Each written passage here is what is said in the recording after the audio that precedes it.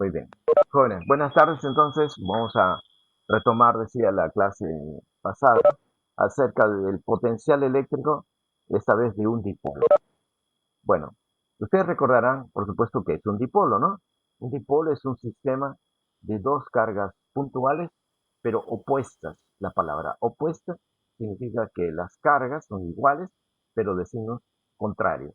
Por ejemplo, aquí en la figura, menos Q y más Q. Y además deben estar separadas una cierta distancia. A la distancia se le conoce como brazo dipolar. ¿Sí? Muy bien. Y aquí vamos a considerar un punto de observación, un punto de interés A mayúscula, que aquí estoy señalando, en donde queremos conocer cuánto es el potencial eléctrico que estarían creando o generando este dipolo. ¿Correcto, jóvenes? Ahora, ¿cómo definir el punto A? Como cualquier punto en geometría, se puede definir de varias maneras, ¿no? Una manera es a través de coordenadas, otra manera es a través de un vector posición, ¿no es cierto? Y dependiendo del sistema de coordenadas que se elija, ¿no es cierto? Por ejemplo, si fuera el caso cartesiano, entonces serían con coordenadas, con X, Y, Z, ¿no? En el caso espacial de tres dimensiones. O en el caso bidimensional, pues un X, un Y, por ejemplo, ¿no? O en el caso del sistema de un plano, imaginemos que el punto A se encuentra en un plano, entonces tendríamos que considerar un sistema de coordenadas polares también, por ejemplo, ¿no? Bueno, aquí en esta figura, entonces estoy considerando un dipolo, y la orientación del dipolo en el espacio es esta, tal que la línea recta que contiene las cargas es horizontal respecto de nosotros, por lo menos. Eso parece ser por la figura que estamos viendo, tal que la carga negativa del dipolo está a la izquierda y la carga positiva del dipolo está a la derecha. ¿Sí? Es una manera particular de orientar el dipolo en el plano, ¿no? En el plano que estamos viendo, en el plano de la diapositiva. Entonces, si estamos considerando un plano, entonces una forma de expresar el potencial en A sería la siguiente. A ver, aquí está. El potencial en A, izquierda, aquí arriba, sería un potencial resultante. ¿Por qué diría que es resultante? Porque el dipolo está compuesto de dos cargas y cada carga por separado crearía su propio potencial en el mismo punto A. Por eso aquí he escrito que el potencial en A, entendiendo como resultante, el potencial sería la suma de los potenciales en A, pero dividido la carga positiva, por eso está escrito B más, B sub más el potencial en el mismo punto A otra vez, pero ahora debido a la otra carga negativa, menos Q. Por eso que he escrito B sub menos. Este signo más y menos se refiere a la carga, ¿no?, que está creando el potencial correspondiente. Ahora, sabemos de clases pasadas que el potencial eléctrico en un punto cualquiera A, debido a una carga puntual, es igual a K, la constante de la ley de Coulomb, por la carga en el numerador, con signo y toda, más Q, entre la distancia. ¿Se acuerdan? Distancia, ¿esta qué distancia es? Es la distancia entre la carga más Q y el punto de observación. Aquí en la figura, miren, aquí está, K está la carga más Q y el punto A está aquí. Entonces, R más, que lo que ven aquí en la figura, es justamente la distancia entre esos puntos. Y eso es lo que aparece en el denominador. Ahora, análogamente, el potencial en A, pero dividido la carga negativa, ahora sería entonces, por analogía, K, la misma constante de la ley de Coulomb, por la carga, ahora es menos Q, entre la distancia. Y aquí en la figura, miren, menos Q y el punto A. Es esta distancia que estoy denotando como R sub menos. R mayúscula sub menos. Y eso es lo que aparece en el denominador. Ahora, lo que vamos a hacer es reescribir esta suma, o sea, el potencial resultante cuando reemplacemos, por supuesto, pero en función, lo vamos a escribir, en función no de R más ni de R menos, sino de un nuevo R. Miren, aquí está este nuevo R, R mayúscula, sí, al centro. Este R mayúscula es una distancia, una tercera distancia, ¿entre qué puntos? entre el mismo punto de observación A y un punto O. ¿Qué punto O es este? Es un punto igual, el punto que está en el punto medio, o es el punto medio del segmento rectilíneo en cuyos extremos estarían las cargas del dipolo. Aquí está. O es punto medio. O sea, querría decir que O es un punto de referencia, entonces, para definir posición del punto A respecto del dipolo. ¿Sí? Entonces, R mayúscula sería esa distancia entre el punto A y este punto de referencia, repito, que es el punto medio del dipolo o del segmento, ¿no? Rectilíneo cuyos extremos están las cargas. Correcto. Ese es el R. Y además, vamos a considerar un ángulo. El ángulo que formaría este segmento cuya distancia es R con la línea que contiene el dipolo. Y así se forma el ángulo phi. En otras palabras, si ustedes recuerdan el sistema de coordenadas polares, ¿se acuerdan, jóvenes, el sistema de coordenadas polares? A ver, lo voy a representar aquí. Gráficamente, tiene varios elementos, ¿no? Por supuesto, un sistema de coordenadas polares. ¿Cuáles son los elementos de un sistema de coordenadas polares? A ver, hay un punto de referencia que se llama polo. ¿Se acuerdan el polo? Ese sería el punto O. Polo se llama. Opa, disculpen. Voy a corregir. Polo.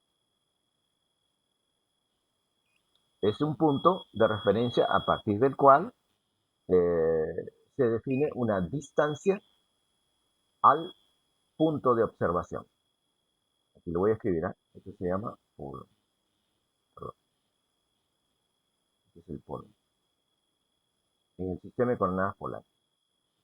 Otro elemento del sistema de coordenadas polares, ¿cuál es? Es el eje polar o semieje polar. ¿Se acuerdan? Eje polar. Voy a escribir por acá.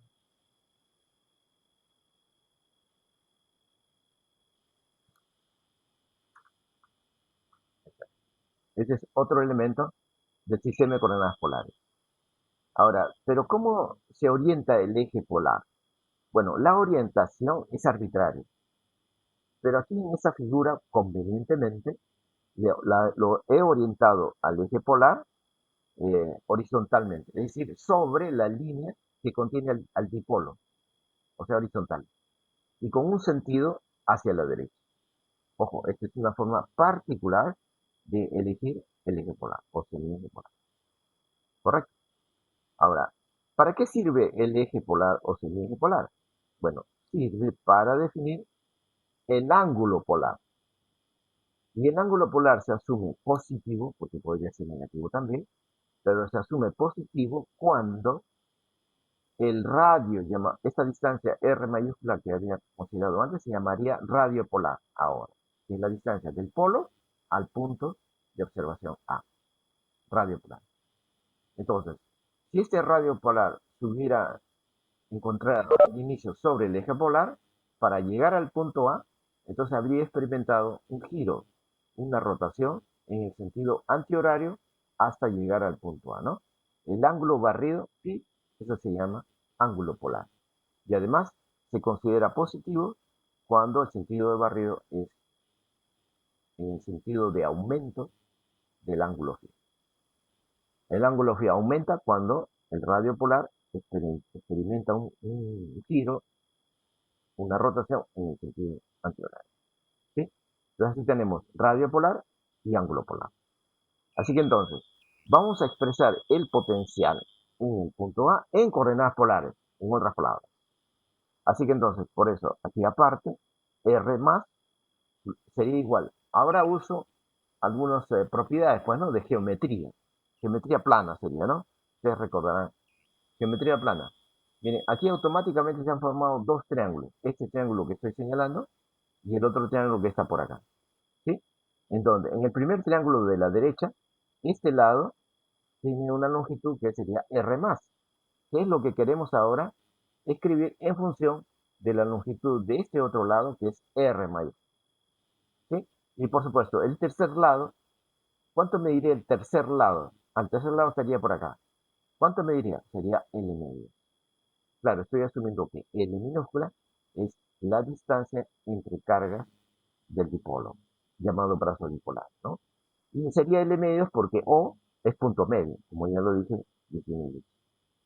Así que entonces tenemos tres lados de este triángulo, en donde R más, que es la longitud de uno de estos lados, sería igual a, ahora aplico ley de coseno. ¿Se acuerdan? Ley de coseno de geometría sería la raíz cuadrada de la suma de los cuadrados de los otros dos lados, o sea, R cuadrado mayúscula, más L medios al cuadrado, que es L cuadrado sobre 4, menos el doble producto, ¿no?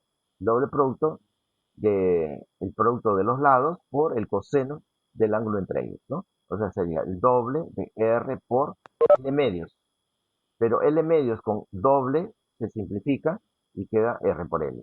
Por coseno de phi. Es ley de coseno. Ahora, análogamente, R menos, que para el otro triángulo, este R menos de aquí, ¿no? Este lado, por la ley de coseno, será la raíz cuadrada, otra vez, de la suma de los cuadrados de los otros dos lados, que sería R, otra vez se repite, y L medios, que es este lado, también es L medios, ¿no? Aquí aparece L cuadrado sobre 4. Ahora, eh, si aplicamos estrictamente la ley de coseno, tendríamos que haber escrito menos el doble de R, ¿no? Por L medios. Bueno, otra vez, L medios con el doble se va y queda R por L. Por coseno del ángulo. Pero el ángulo, como yo estoy escribiendo menos delante, entonces tendría que ser todo este ángulo. Pero ¿cuánto mide todo este ángulo? Esto mide el suplemento del ángulo anterior. O sea, 180 menos phi. ¿Y cuánto es el coseno de 180 menos phi? Eso sería coseno de menos phi o menos coseno phi. El menos con el menos que antes estaba delante sería más. Ahí aparece más. ¿Aló, aló? ¿Estamos de acuerdo? Estamos de acuerdo, ¿no? Bueno, ahora lo que yo haría simplemente sería reemplazar todas estas cuatro expresiones aquí en la relación inicial para el potencial resultante en A igual al potencial en A, pero dividido solo la carga positiva, K por Q sobre R más, siendo que R más es toda esta raíz cuadrada, aquí está. Luego queda más el potencial debido a la carga negativa, pero como la carga es negativa, va a prevalecer un signo menos delante, ¿no? O sea, menos K por Q sobre R menos. Siendo que R menos es toda esta raíz cuadrada. Así que queda entonces esta expresión, que le estoy llamando 24. ¿Sí? Esa sería la expresión general para cualquier punto A. Ese punto A puede estar relativamente cercano, cerca del dipolo, puede estar lejos del dipolo, a la derecha, a la izquierda, arriba, abajo, cualquier punto alrededor del dipolo. ¿Sí? Esa es la expresión general para el potencial eléctrico. ¿Quedó claro, jóvenes? ¿Alguna pregunta? Aló, aló. No hay preguntas, ¿no? Bueno, entonces ahora continuamos. Lo que, en la siguiente diapositiva que les he preparado, ahora tengo el caso de, de un dipolo también, es un problemita de un dipolo, pero que aquí hay una condición especial. ¿Cuál es esa condición especial? Que el punto de observación a ver, disculpen, esto está molestando, ¿no? El punto de observación A, miren, está en una posición lejana o lejos del dipolo. ¿Cómo interpretar matemáticamente lejos con esta condición matemática? R mayúscula, ¿qué es R mayúscula? Hemos dicho aquí, y aquí también se ve en la figura, es la distancia del punto A al centro del dipolo, se supone. Otra vez estoy considerando como punto de referencia el centro. Esta distancia, entonces, R mayúscula, está siendo mucho mayor que L, ¿no? Ese es el símbolo que se usa en matemáticas, ¿no? Para decir que es mucho mayor, ¿cierto? Bueno, entonces esa es la condición especial, de que el punto de observación ahora está muy lejos del dipolo.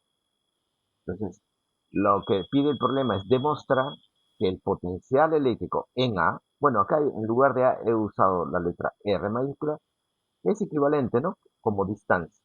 Es equivalente. El punto A como distancia es R, ¿sí? De acuerdo a la figura.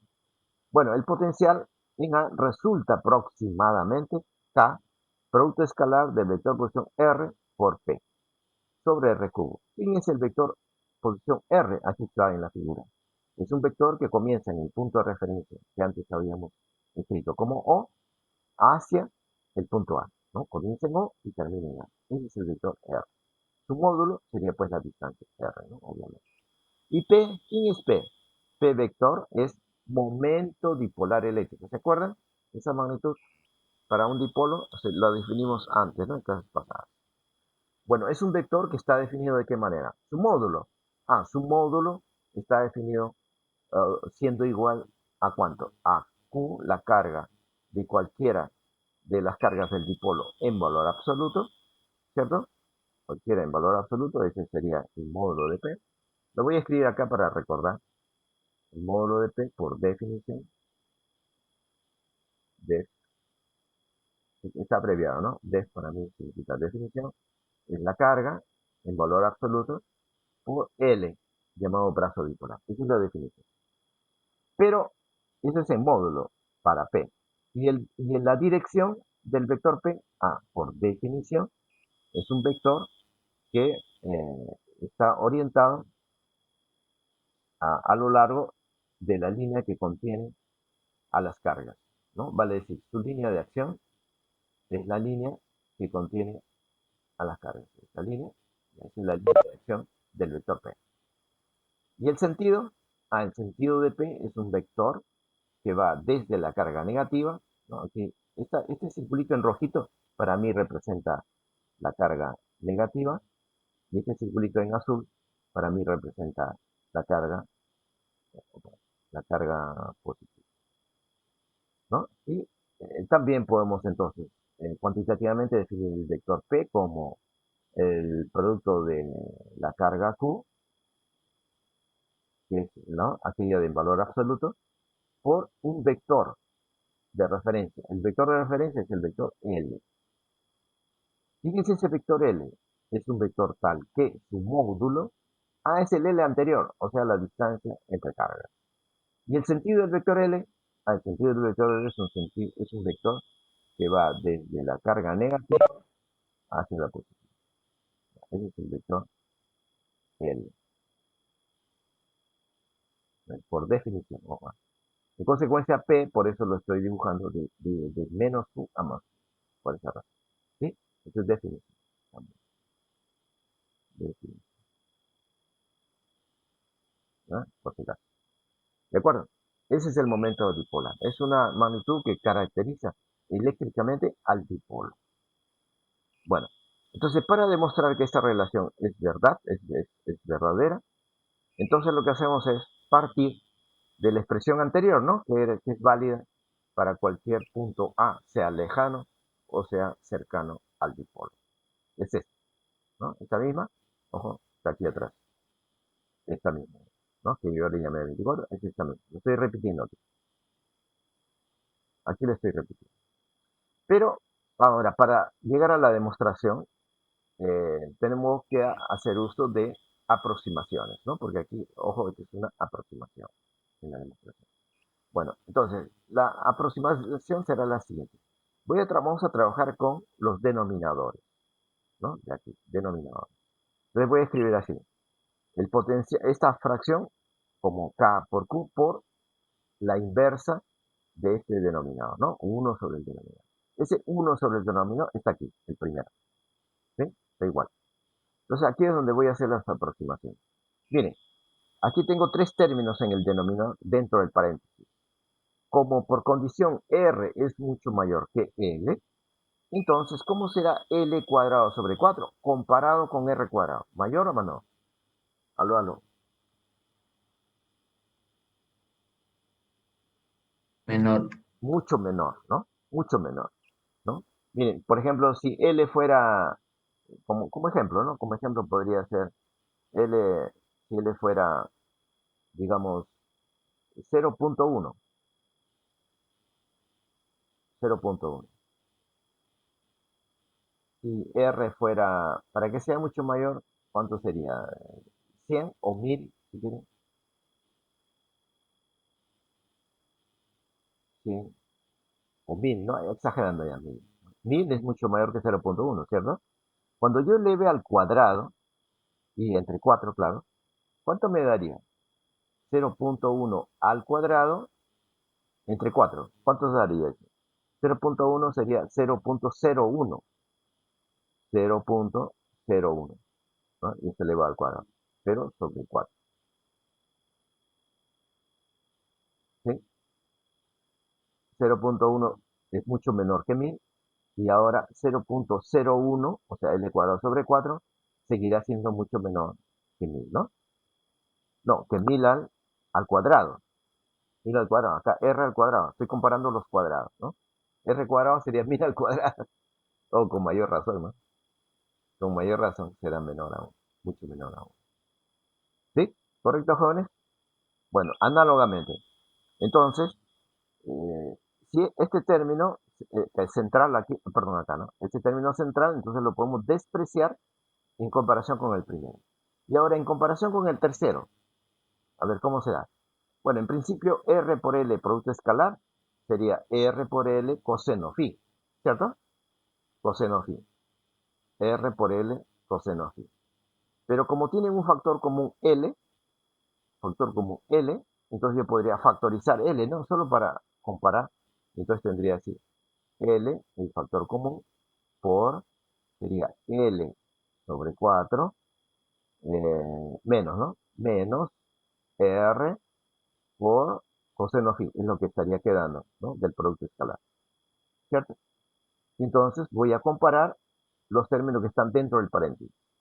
A ver, bueno, L sobre 4, como he dicho, sería 0.1 entre 4, ¿no? Ese es 0.025 me parece, ¿no? Pero voy a escribir aquí 0.1 entre 4. Y R habíamos dicho que era 1000, ¿no? Como 1000, que es grande, ¿no? Grande. Y coseno phi, ¿cuánto puede ser coseno phi? Ah, coseno phi es un numerito, ¿no? Por trigonometría, que cualquiera que sea phi, siempre va a ser menor que 1, ¿no es cierto? Y mayor que menos 1.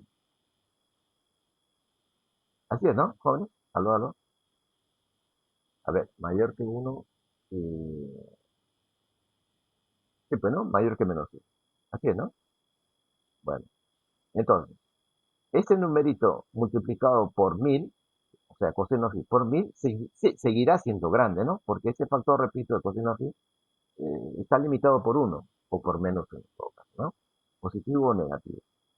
Entonces, cuando comparemos 0.1 entre 4 con 1000 por coseno phi, se seguirá cumpliendo, es obvio, ¿no? Se seguirá cumpliendo esta relación de ser mucho menor.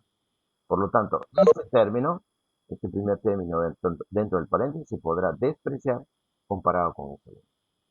En otras palabras, L cuadrado sobre 4, entonces se puede despreciar comparado con el primero y con el tercero.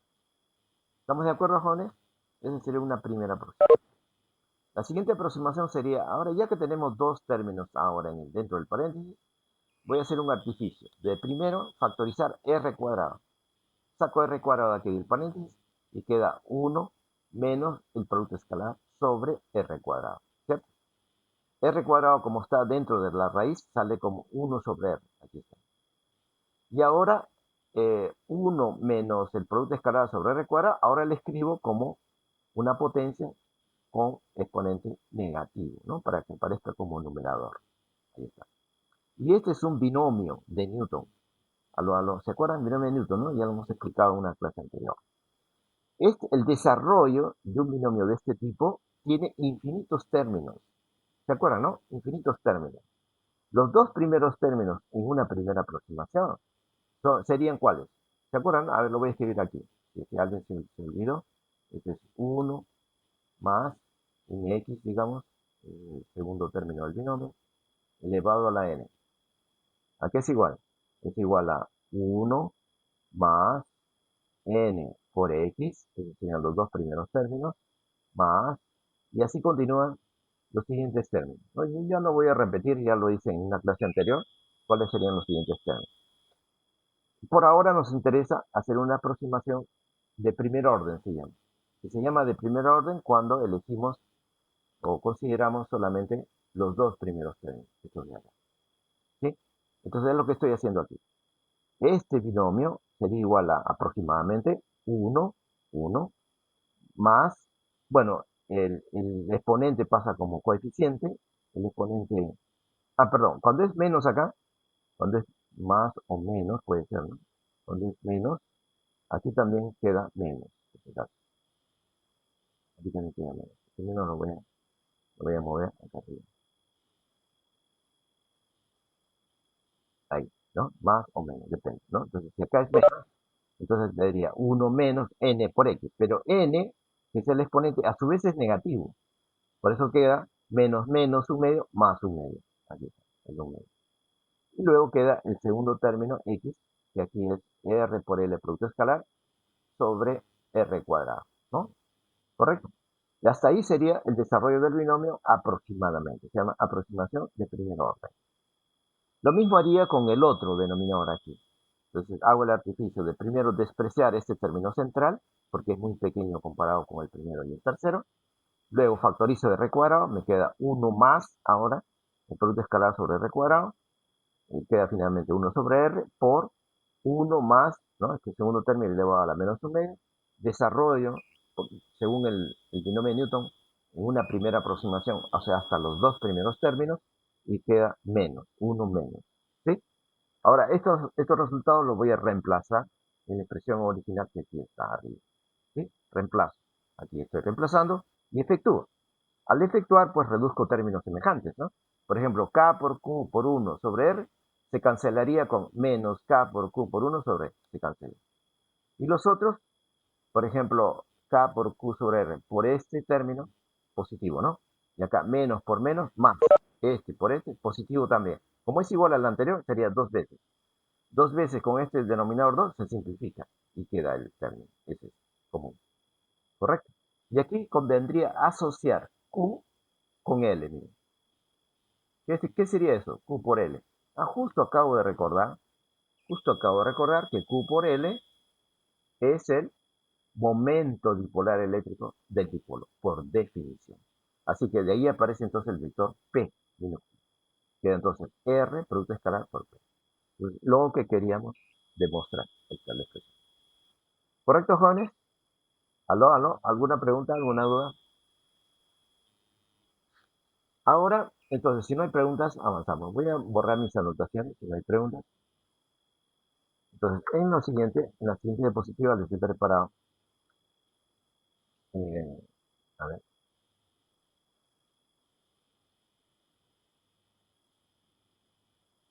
opa, quiere avanzar.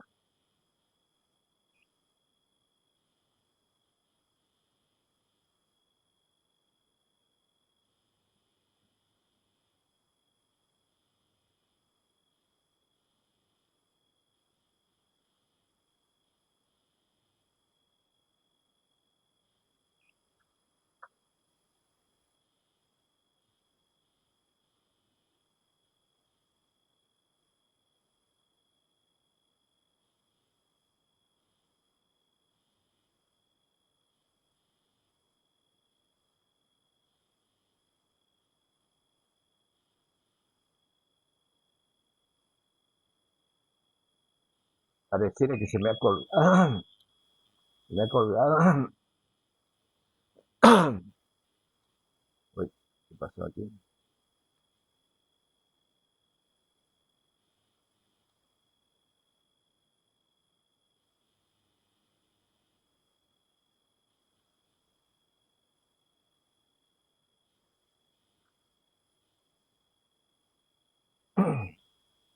No quiere avanzar.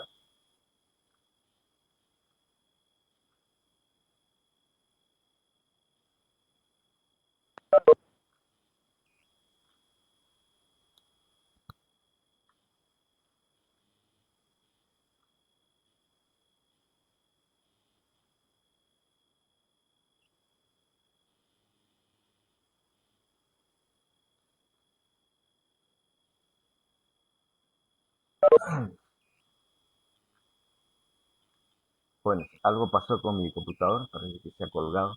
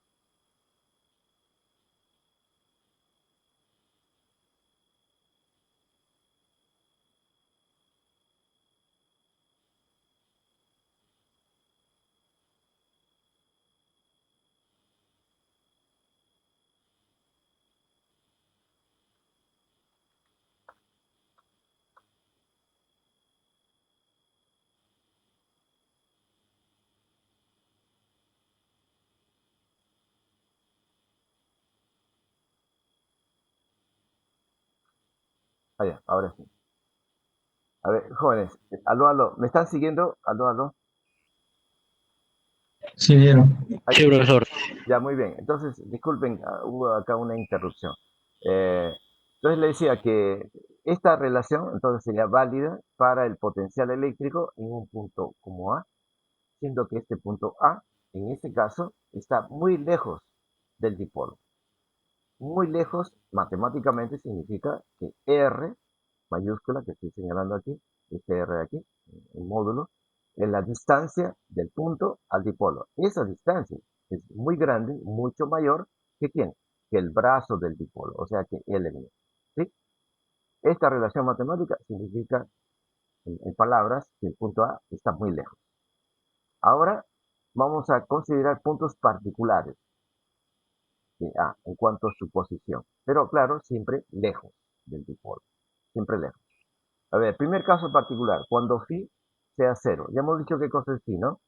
Phi es el ángulo entre, a ver otra vez, acá está la figura, aquí está el ángulo phi, entre la línea que contiene el dipolo, vale decir el eje polar, y el vector posición que define la posición del punto A, ¿no? O sea, el radio polar, pues, ¿no? Correcto.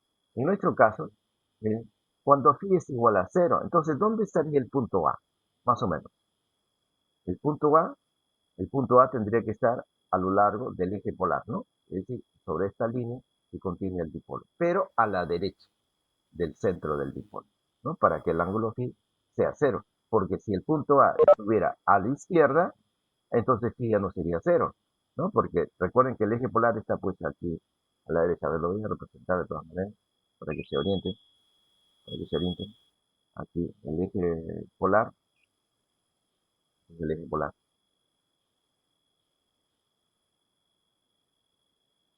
¿No? Entonces el eje polar está orientado a lo largo de la línea que contiene el dipolo, pero con sentido hacia la derecha. De manera que, entonces, el punto A, cuando phi es igual a cero, tendría que estar, pues, por acá, ¿no? Por acá, digamos. Por ahí debería estar el punto A la derecha. Que puede ser B o B' acá en mi figura, ¿no? Porque como yo no tengo, pues, mucho espacio en el papel o en la diapositiva, pues yo lo he dibujado parece que está cerca al dipolo. No, realmente B y B' están lejos, ¿no? Solo que por comodidad pues lo he dibujado como si estuviera cerca, pero realmente no están cerca, no están lejos. ¿Ok? Entonces, al reemplazar en la expresión general que es esta, lo que hemos obtenido, sería K, producto de módulos por coseno de cero sería esta vez, ¿no? Pi es cero. Entre R cubo, R se va y queda K por P sobre R cuadrado, ¿no? Ese sería el potencial en un punto B o un punto B', B2', etc. Cualquier punto a la derecha muy lejos del dipolo. ¿Correcto? Y ese potencial en signo, como magnitud escalar, se ve pues que es positivo, ¿no? K es una magnitud positiva, constante positiva de la ley de Coulomb. P es módulo, por tanto positivo. Y R cuadrado, bueno, como haya razón, positivo. Así que todo este potencial resulta positivo. Ahora, cuando phi es pi medios, entonces, ¿dónde estaría el punto de observación? El punto A ya no estaría acá, a la derecha, sobre el eje horizontal, sino estaría ahora por acá, ¿no? Sobre este eje o sobre esta línea vertical. Para que el ángulo polar, que sería este nuevo ángulo polar, pues sea 90 grados, ¿no? ¿Correcto? Entonces, en nuestra expresión general, que es esta otra vez, reemplazamos producto de módulos, coseno de 90, pero coseno de 90 es cero, por lo tanto todo el potencial es cero.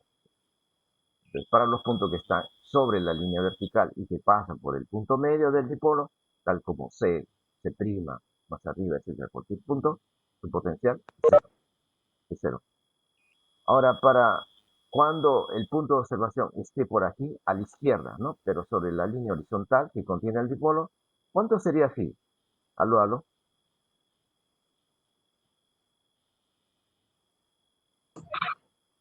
Sí. Pi, ¿no? Igual a pi o 180 grados. Aquí ya está escrito, por supuesto, ¿no? Ese sería el ángulo que se formaría desde el eje polar hasta, hasta el radio polar, ¿no? Que estaría sobre esta línea, ¿no? de ahí que se forma pi. Así que entonces al reemplazar sería acá producto de modo coseno de pi que es menos 1. Y aparece, por eso aquí aparece negativo, menos, ¿no? O sea, el potencial en un punto de prima, etcétera, aquí pues, a la izquierda, pero muy lejos, claro, cada vez del dipolo, ahora el potencial es negativo. Y para que el punto esté debajo, sobre esta línea vertical que pasa por el punto medio del dipolo, pero debajo, muy lejos, claro, por supuesto, ¿cuánto debiera ser phi ahora? Phi tendría que ser 3 pi medio, ¿no? De aquí hasta acá. Y 3 pi medios. Coseno de 3 pi medios, otra vez el cero. Así que entonces, conclusión. Para puntos de interés de observación que están sobre esta línea vertical, que pasa por el punto medio del dipolo, pero puntos que están lejos del dipolo, el potencial es nulo. No hay potencial, ¿no? Por acá, lejos, no hay potencial. ¿Sí? En cambio, para puntos en particular que están sobre esta línea horizontal que contiene al dipolo, para la derecha, ahí el potencial es positivo, e igual a este valor. Y para puntos de observación que están sobre la misma línea horizontal, pero a la izquierda del dipolo, o del centro del dipolo, muy lejos, ahora el potencial es negativo, ¿no? Esa sería la conclusión para este caso. ¿Alguna pregunta? Aló, aló. No hay, ¿no? Entonces continuamos. Continuamos. Borro mis anotaciones. Continuamos. A ver, ahora entramos a un nuevo tema, llamado superficie equipotencial. ¿Qué es superficie? Desde el punto de vista matemático, superficie es un conjunto de puntos, ¿no es cierto? Ustedes recuerdan, por geometría. Es un conjunto de puntos, infinitos puntos, por ciento, ¿no? Que están ubicados en alguna región del espacio. Eso es superficie. La superficie, por supuesto, puede ser abierta o puede ser cerrada, ¿no? Ya lo sabemos de geometría. Pero bueno, estos puntos que conforman la superficie, ¿por qué se llama equipotencial? Bueno, el prefijo X significa igual potencial, ¿no? A seguir. O sea, son puntos en la superficie que tienen el mismo potencial eléctrico. Esa es una superficie equipotencial. Entonces, vamos a hallar la superficie equipotencial para una superficie equipotencial, o varias, ¿no? Después, una por lo menos, para una carga puntual. Aquí está la carga puntual, es el primer caso de estudio de superficie equipotencial. Esta carga es Q, que puede ser positiva o puede ser negativa, ¿no? Ya lo sabemos, cada vez en una situación específica, pues habrá que considerar un signo en particular. A ver, por ejemplo, eh, si la carga es Q, ubicada en esta posición, entonces vamos a considerar un punto como A, un punto como A cualquiera, alrededor de la carga Q, y ese punto obviamente va a tener una cierta distancia con respecto a la carga. A esta distancia aquí en la figura lo estoy denotando por R. ¿Sí? Esta es la distancia R entre el punto de interés y la carga.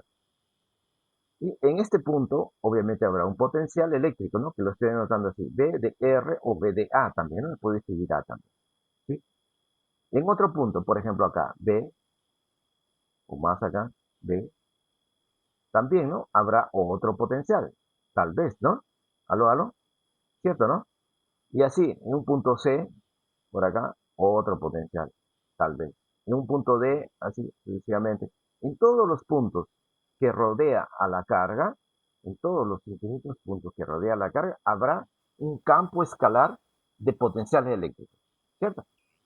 Aquí le llamamos campo escalar. Campo escalar es una propiedad de una región del espacio que adquiere una propiedad física, en este caso es potencial eléctrico, tal que a cada punto de esa región espacial le corresponde un potencial eléctrico, un número, ¿no? Potencial eléctrico, un B. ¿Correcto, jóvenes? Bueno, entonces aquí vamos a reconocer qué superficie equipotencial habría alrededor de la carga Q. Pero ya hemos dicho, ¿qué es superficie? Es un conjunto infinito de puntos. Bueno, aquí estoy comenzando con uno, que es el punto A. Puede ser el punto B también, que pertenezca a esa superficie, ¿no? Porque son infinitos, ¿no? Y así sucesivamente. Entonces, ¿qué puntos serán esos? Y en consecuencia, ¿qué superficie se estaría formando cuando es equipotencial? Entonces aquí parto de esta relación. Sea en el punto a la distancia r igual a un potencial K, la carga. Bueno, esto ya lo sabemos, ¿no? Esto es una expresión matemática que ya sabemos, ¿no? Del caso de una clase pasada, ¿no? Debido a una carga puntual. K, la carga que crea el potencial sobre la distancia. R mayúscula es la distancia de la carga al punto. De la carga al punto. Ahí está el R. ¿Sí? Ahora, para que este punto y otros de la superficie que vamos a hallar tengan el mismo potencial, entonces este potencial debe ser una constante. ¿No es cierto? Una constante. ¿Pero qué constante? Ahí tenemos que darle un valor a este potencial. O sea, aquí, este potencial en A o en R, vamos a llamarle B sub 0, por ejemplo. Es un valor particular del potencial. Y para este valor particular del potencial, vamos a hallar una superficie de potencial. ¿Correcto? A ver, acá lo voy a escribir. B sub 0. Entonces, lo que a seguir hacemos es despejar R. R sería la variable que nos va a definir la posición del punto A. Vale decir, de los otros puntos también que van a pertenecer a la superficie, ¿no? Que estamos hallando. Bueno, entonces despejo R y quedaría igual a la perdón, R despejando sería entonces K por Q sobre la constante sería, ¿no? Esa operación ya la he hecho aquí. Ahora, como K también es constante y Q es un valor fijo, es constante también, entre esta otra constante que es B sub 0, ¿no? No olviden, esta constante es B sub 0. B sub 0. Entonces, al reemplazar, nos da una nueva constante, que lo estoy llamando constante prima. O sea, conclusión. Entonces, querría decir que esta condición matemática, esta condición de matemática de R igual a una constante, ¿cómo se interpreta del punto de vista de geometría analítica? ¿Aló, aló? ¿Se acuerdan de geometría analítica? Como una esfera. Exactamente. Sería la solución, o bueno, la definición de una superficie esférica. Exactamente. Esto quiere decir una superficie esférica. Eso en geometría analítica. Superficie, superficie esférica. ¿Sí? O sea, son puntos en el espacio que equidistan de un otro punto, donde ese otro punto sería la posición de la carga Q. Y los puntos en cuestión serían, puede ser un punto como A, puede ser un punto como B, etcétera, ¿no? Otro. Correcto. Y esa es una superficie esférica. Entonces voy a representar aquí a la superficie esférica que va a contener al punto A, ¿no? Con el cual hemos comenzado el análisis.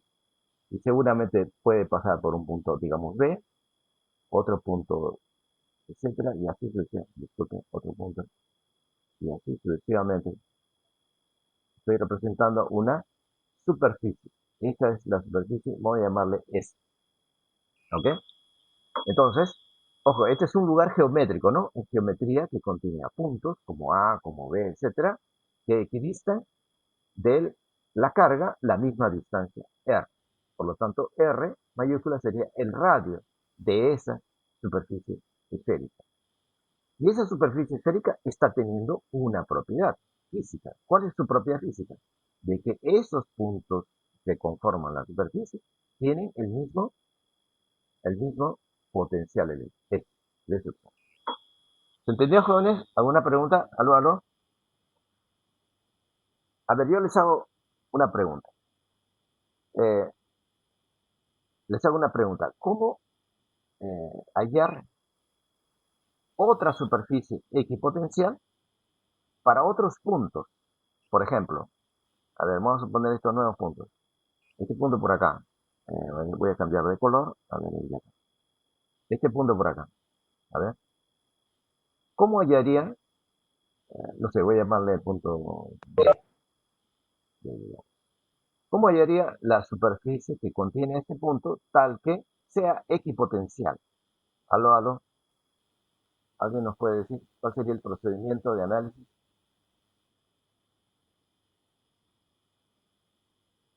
De igual manera sería una esfera, profesor. Solo que cambiaría de radio. Y ese nuevo radio, ¿cómo se obtiene? Es la distancia de la carga al punto D. Sí, pero ¿a qué sería igual? ¿Cuánto sería igual? ¿A qué sería igual, perdón, ese radio, ese nuevo radio? A K por Q entre una constante, que sería otra constante. ¿Y cuál es esa otra constante en el denominador? Allá el potencial, en el punto D. Un nuevo potencial, ya no sería el B sub cero, ¿no? Sería un potencial diferente. Entonces habría que definir o imponer una condición, ¿no? Para el punto D. O sea, estos puntos D que vamos a considerar ahora son puntos tales que en ellos el potencial sea B sub uno, por ejemplo, diferente al potencial anterior. O sea, aquí, esta constante aquí que estoy señalando, ya no es B sub cero, ahora sería B sub uno, un nuevo potencial.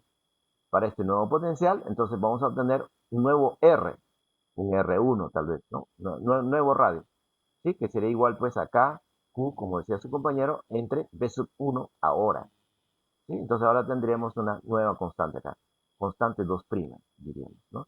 Entonces sería R1, sería igual a esa constante 2', ¿cierto? O sea, un nuevo radio. Entonces, terminando de reconocer a los otros puntos que cumplen la misma condición de equidistar de la carga, así terminamos definiendo una nueva superficie esférica. Esta nueva superficie esférica sería entonces la nueva superficie equipotencial. ¿Con qué potencial? Con potencial B1, diferente al potencial anterior. ¿Sí? Entonces así podemos distinguir varias superficies equipotenciales. ¿Cuántas superficies equipotenciales podemos reconocer o identificar en el espacio que rodea la carga Q? ¿Aló, aló? ¿Alguien nos puede decir cuántas superficies equipotenciales podemos identificar? Infinitas. Y muy bien, infinitas, según los infinitos valores que podamos considerar para el potencial. Muy bien. Entonces, correcto, gracias. Aquí en la figura inferior yo he hecho simplemente un plano, perdón, un corte, ¿no? Una vista de un corte. Entonces, de estas superficies esféricas, de todas ellas, por todas ellas estoy trazando, o a través de todas ellas, un plano, un solo plano diametral, pero que pasa por la carga Q. Y entonces tendríamos como intersección que entre ese plano y las superficies esféricas, ¿qué sería? ¿Qué sería la intersección? Aló, aló.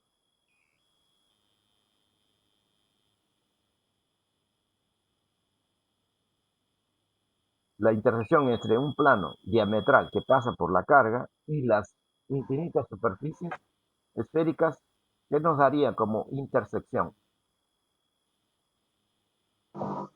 Circunferencias concéntricas. Circunferencia. Muy bien, muy bien. Gracias, gracias. Son estas circunferencias que aquí he dibujado a la derecha, donde la carga está en el centro común de esas circunferencias concéntricas y en cada circunferencia habrían puntos, ¿no? Infinitos puntos, claro, en donde el potencial es el mismo.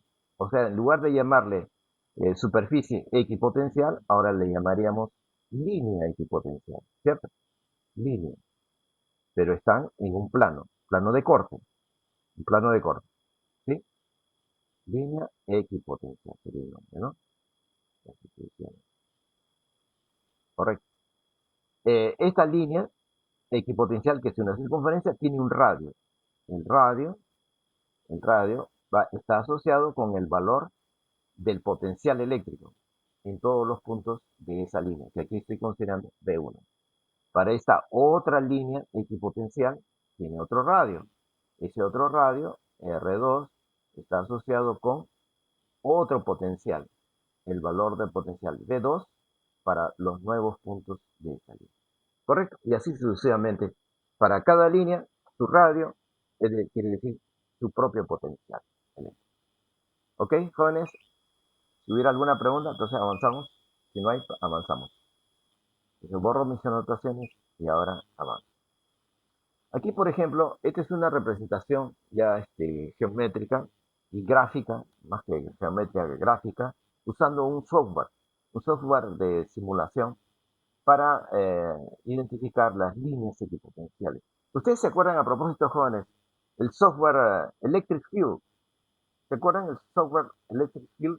En una clase de prueba del web lo explicamos y lo enlazamos en el aula virtual, lo publicamos. Ya han entrenado, ¿no? A los jóvenes han usado el software Electric Field.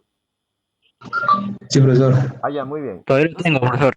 Ya, correcto, gracias. Mire, ese software justamente les va a permitir, una vez que definan claro, a su vez hemos dicho que ese software sirve para representar el campo eléctrico y el potencial eléctrico alrededor de cargas, pero solo puntuales, solo puntuales. Y entonces, por ejemplo, aquí tengo en esta figura derecha y superior la representación de algunas líneas equipotenciales que serían estas líneas que están en blanco, digamos, ¿no? Líneas en blanco, ¿sí? Y esas líneas equipotenciales se deben a dos cargas puntuales. ¿Cuáles serían esas dos cargas puntuales que estarían en estas manchitas blancas, ¿no? Color blanco aquí, que estoy señalando. Ahí estarían las cargas. Bueno, aquí a la derecha las he reconocido. Las he reconocido como dos cargas opuestas. O sea, se trataría de un dipolo. Entonces, esta sería la representación de líneas, algunas líneas equipotenciales alrededor de un dipolo.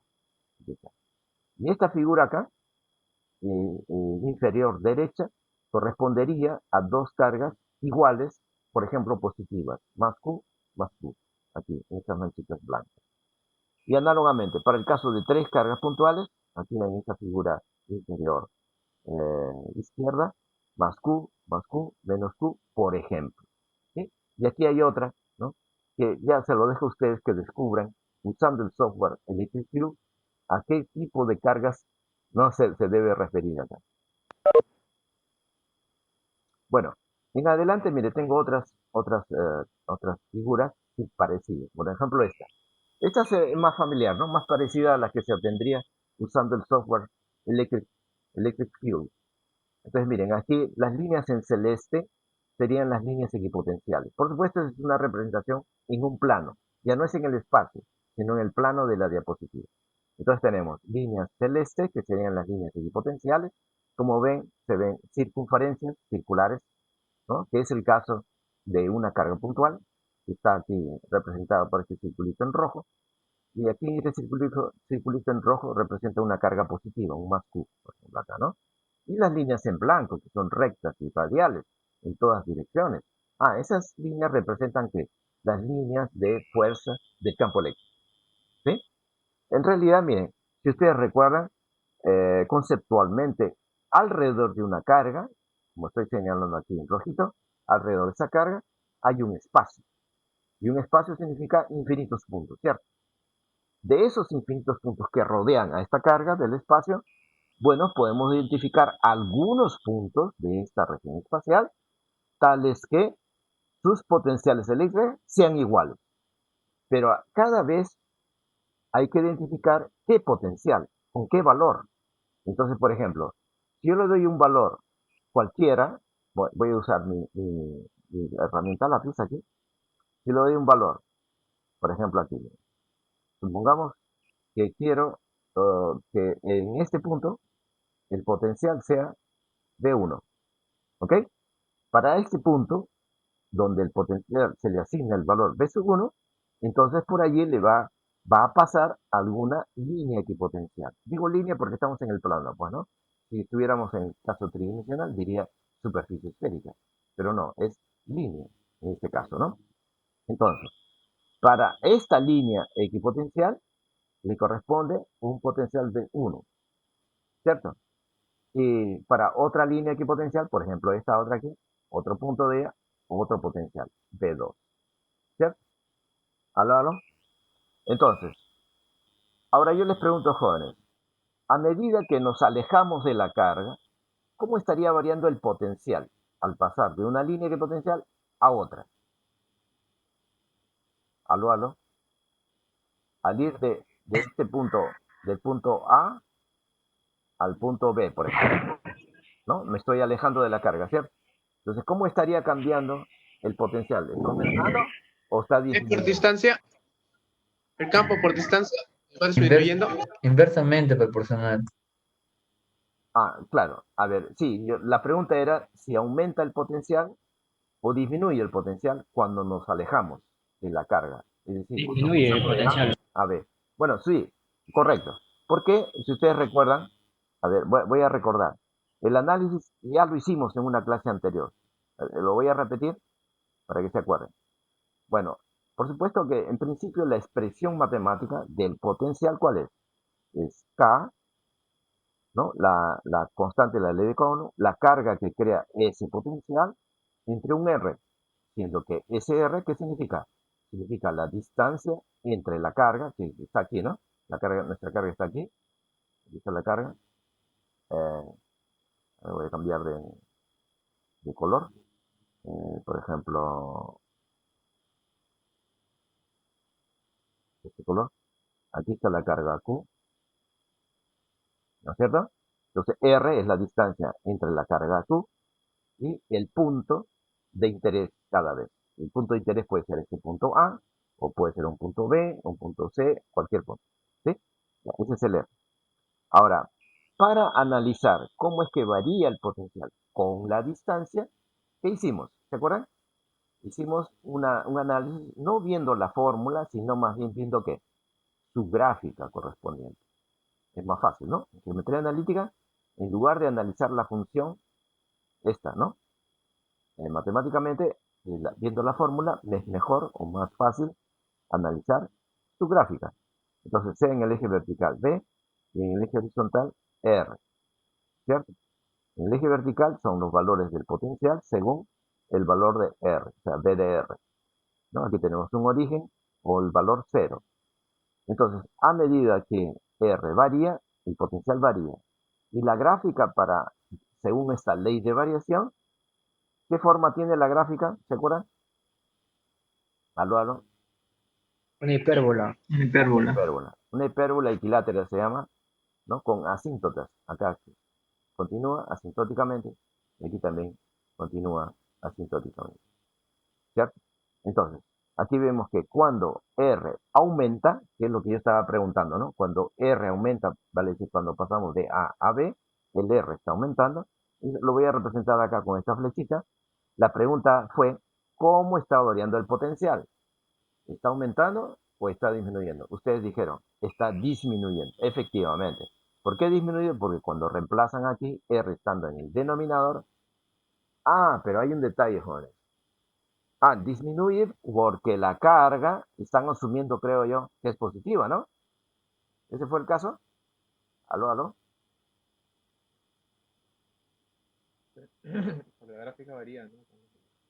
Es decir, ustedes han respondido, supongo yo, que el potencial disminuye considerando que esta carga Q es positiva.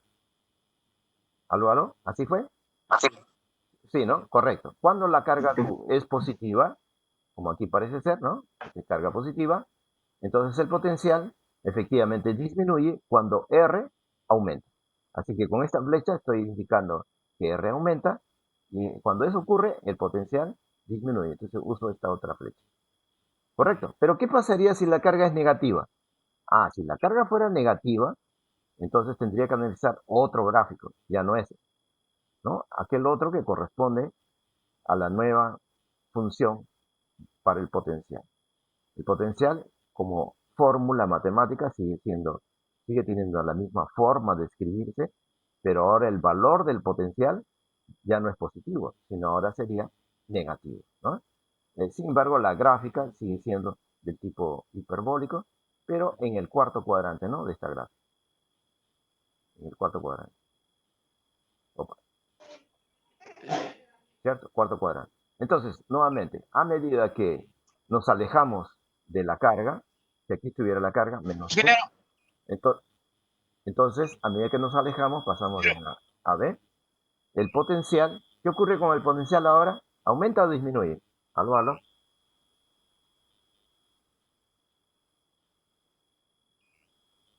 Aumenta el potencial. Aumenta. Ahora aumenta. O sea, al revés, ¿no? Al revés, efectivamente. ¿no? Antes, a medida que nos alejamos de la carga, el potencial disminuye. Ahora, cuando la carga es negativa y nos volvemos a alejar de la carga, ahora el potencial aumenta, al revés.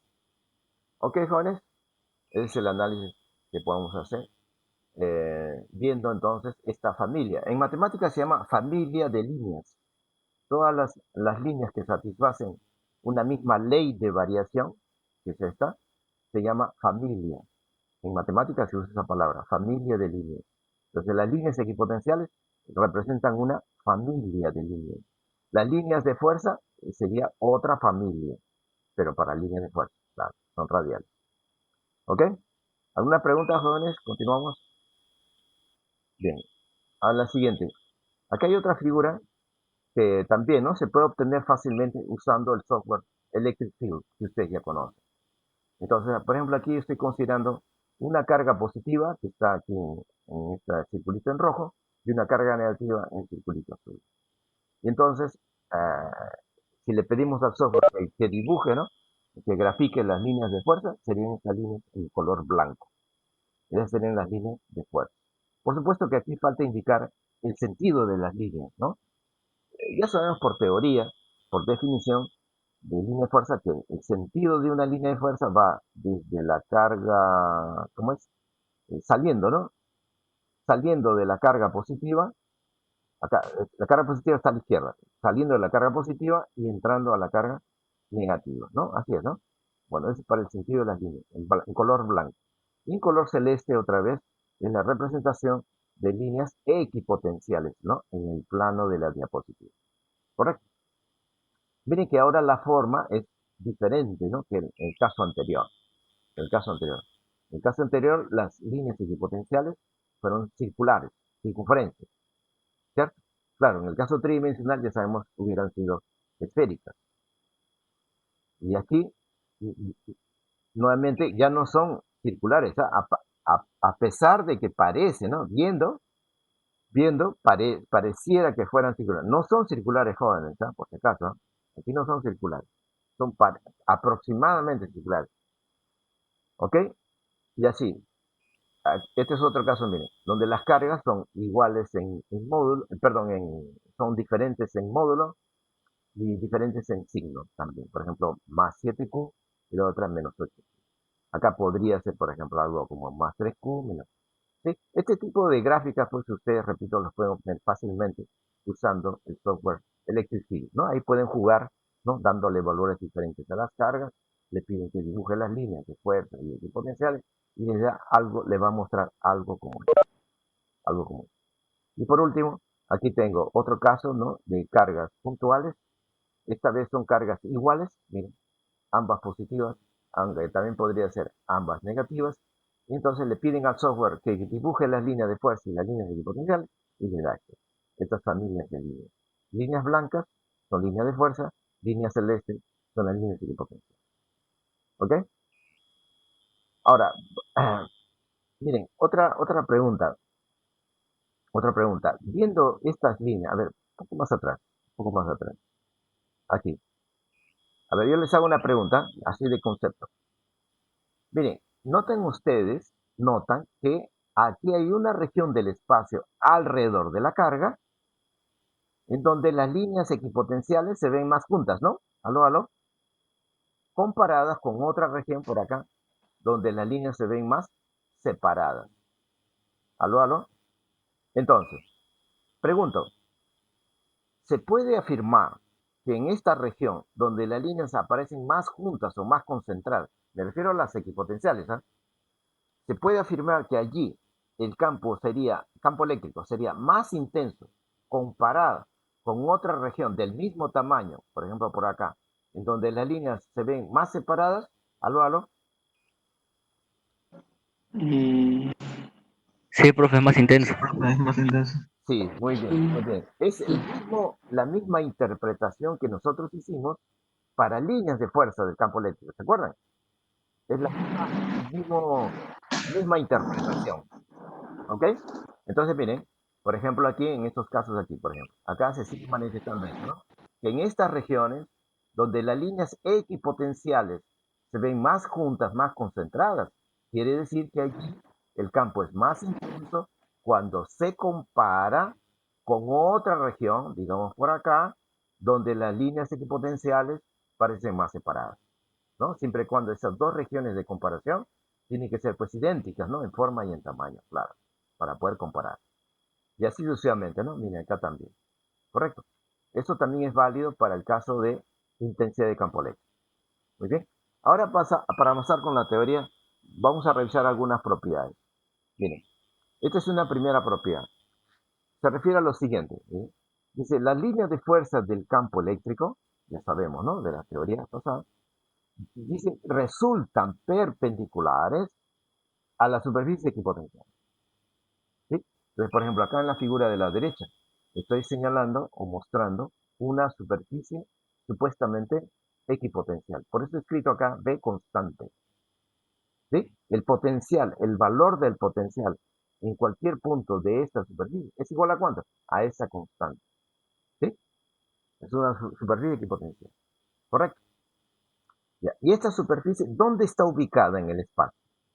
Seguramente se va a encontrar en alguna región del espacio donde hay ¿qué? Donde hay un campo eléctrico, pues no, ¿cierto? Donde hay campo eléctrico. ¿Por qué? Porque miren, del análisis anterior, a ver, más atrás, aquí habíamos supuesto que para hallar la forma de la superficie equipotencial depende si hay o no hay campo eléctrico. Y hemos afirmado aquí, o hemos supuesto de que hay campo eléctrico, ¿por qué? Porque hay una carga. ¿Y ese campo eléctrico quién lo creó? Esta carga, precisamente. ¿Sí? Entonces, cada vez que hablemos de superficie equipotencial, es porque automáticamente o estamos sobreentendiendo que donde ella está, ya hay un campo eléctrico. Otra cosa es saber quién crea ese campo eléctrico, ¿cierto? ¿Quién crea? Bueno, entonces aquí en adelante, aquí en esta propiedad, perdón, yo estoy suponiendo que en esta región del espacio, aquí, ya hay un campo eléctrico. Entonces, quiero identificar una superficie equipotencial dentro de esa región donde ya hay campo eléctrico. ¿Cuál es esa superficie? Es esta que estoy señalando. ¿Sí? Ya hay una superficie. Elijo una. Muy bien. Lo voy a denotar aquí, a esta superficie, como una superficie, digamos, S. La superficie es equipotencial, ¿no? Aquí está escrito, ¿no? ¿Y cuánto es el valor del potencial? Pues ya dije, aquí está. Es este valor constante. Ese valor constante, pues puede ser que un B sub 0, quieren, ¿no? Si quieren representarlo numéricamente, un B sub 0, un B1, no sé, un valor del potencial. Ya, en voltios, claro. Muy bien. Ahora, una vez que hemos identificado la superficie equipotencial, por supuesto es cerrada, ¿no? Cerrada. Ahora, la forma de la superficie pues puede ser variada, ¿no? Puede ser esférica, como ya vimos para el caso de una carga puntual, o puede ser no esférica, irregular, como aquí estoy suponiendo, ¿no? Puede ser. Bueno, entonces, como estoy diciendo también que hay un campo eléctrico, entonces ese campo lo podemos representar aparte, ¿mediante qué? Mediante líneas de fuerza del campo eléctrico. Y aquí yo he dibujado solamente una línea, que es esta línea roja, ¿no? Pero pude haber dibujado pues más, ¿no? Más líneas rojas, o sea, más líneas de fuerza, ¿no? Ya sabemos, más líneas. Por acá, algo así, acá, muchas líneas, ¿no? Con su respectivo sentido, por supuesto, ¿no? Ya sabemos, vemos con un cierto sentido, ¿correcto? Pero repito, yo había dibujado solamente una línea de fuerza, que es la que nos interesa para saber que, qué dirección tendría esa línea cuando atraviesa la superficie equipotencial que hemos considerado antes. Si al atravesarla, ¿lo va a hacer perpendicularmente o no? La propiedad que nos dice que las líneas de fuerza que consideremos cualquiera que sea y que atraviesa la superficie equipotencial, lo hará perpendicularmente a ella. Eso es lo que nos dice la propiedad. ¿Sí? Entonces, para la demostración, ¿no? Para saber que esto es realmente cierto, entonces voy a partir aquí de esta relación llamada integral entre el potencial eléctrico y la intensidad del campo eléctrico. ¿Sí? Así se llama, ¿no? A y B son dos puntos cualesquiera. ¿Que dónde deben estar ubicados? En algún lugar dentro de la región donde hay campo eléctrico. O sea, por acá, pues, ¿no? Por acá. Esta es la región donde hay campo eléctrico. Entonces aquí en particular, aquí está A. Es un punto que está sobre la superficie equipotencial. Y el otro punto B está por aquí. ¿Dónde está? Específicamente, también sobre la superficie equipotencial. O sea, A y B son dos puntos equipotenciales, ¿no? Diríamos, tienen el mismo potencial, por la manera como los estoy eligiendo. El valor de potencial en cada uno, aquí está, B sub 0 o esta constante. Ese es el valor del potencial. ¿Correcto? Ahora, ¿se acuerdan ustedes? ¿Se acuerdan ustedes eh, qué es E? Este es E, intensidad de campo eléctrico, ¿en dónde? Aló, aló, ¿alguien se acuerda? En todos los puntos de la trayectoria. Muy bien. ¿Trayectoria entre qué puntos?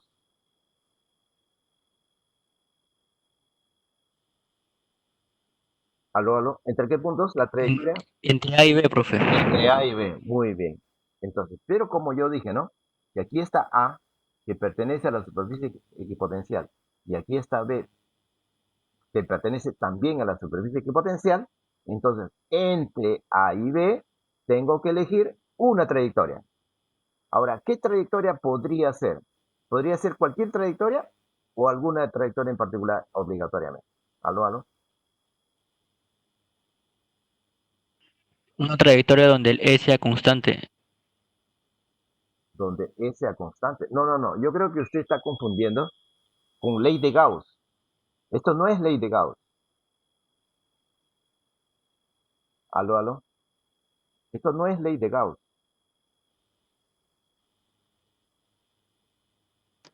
Cualquiera. Claro, puede ser. Cualquiera, ya que el campo es conservativo.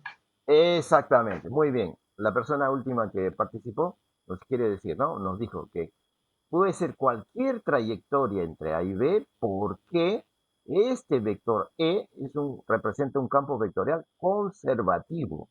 Y por una propiedad de física 1, ¿no? Recuerdan de física 1. No olviden que esta integral viene de trabajo de una fuerza que es conservativa, que es la fuerza electrostática, aquella que está regida por la ley de Pauli. ¿Ya?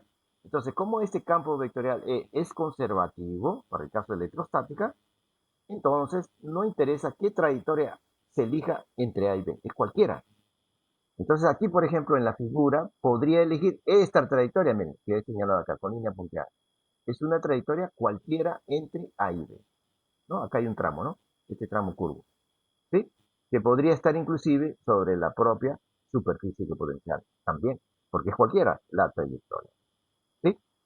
Entonces, si A y B, ahora voy a elegirlos de tal manera que sean muy próximos, A y B, o sea, muy cerca, tan cerca que el desplazamiento que experimentaría una carga de prueba, si usáramos, ¿no? Una carga de prueba, un Q sub 0, ese desplazamiento sería infinitesimal, aquí está. En el caso que A y B también estén muy próximos, por supuesto, ¿no? Aquí estoy representando con un diferencial de L, ¿correcto? Entonces, a lo largo de esa trayectoria, como en cualquier punto de todo el espacio, debe existir un vector E, porque hay un campo eléctrico, ¿no? Desde un inicio hemos dicho, en esta región del espacio hay campo eléctrico. Entonces, a cada punto le corresponde un vector. Entonces, si por A pasa una línea de fuerza, entonces por la definición de línea de fuerza, debe ser tal que en cada punto de la línea, el vector E le debe ser tangente a la línea. ¿Se acuerdan? Definición de línea de fuerza. Entonces aquí en el punto A estoy señalando el vector E para el punto A. ¿Sí? E de A sería, bueno, el vector E para el punto A. ¿Cierto? Muy bien. Entonces, vamos a averiguar qué ángulo estaría formando ese vector E, que es tangente a la línea de fuerza, con el vector desplazamiento. ¿Sí? Vamos a ver qué ángulo formaría. Bueno, como estoy eligiendo, repito, A y B, dos puntos sobre la superficie equipotencial y además muy próximos entre sí, entonces, cuando yo tome diferenciales, ¿no? A ambos miembros de esta relación, entonces acá a la izquierda voy a tener diferencial de potencial y a la derecha el integral se elimina, ¿no? Y solamente queda el integral, ¿no? Con el signo menos, que mantengo este orden de los límites. Ya saben que este menos pues no es definitivo, ¿no? Eso depende del orden de los límites. Si yo cambio el orden de los límites, se va a aparecer más. El signo menos o más finalmente va a depender del cálculo mismo que se haga del integral. ¿Sí? Bueno, entonces al tomar diferenciales, ¿no? O en todo caso, al reconocer que A y B están muy próximos, esta resta de potenciales sería al mismo tiempo un diferencial, muy pequeñita, ¿no? La resta. Y a la derecha, pues, este integral ya no tiene sentido, simplemente sería el producto escalar de E diferencial de E. ¿Ok? Y aquí estoy pasando para acá. ¿Correcto? Ahora, como A y B pertenecen a la superficie equipotencial, entonces, cualquiera que sea el potencial en A y en B que son iguales, al restarse, esto me va a dar cero, pues, ¿no? Tiene que darme cero. Y a la derecha, entonces, ¿qué estaríamos obteniendo? Estaríamos obteniendo que el producto escalar tendría que ser cero. Acá está.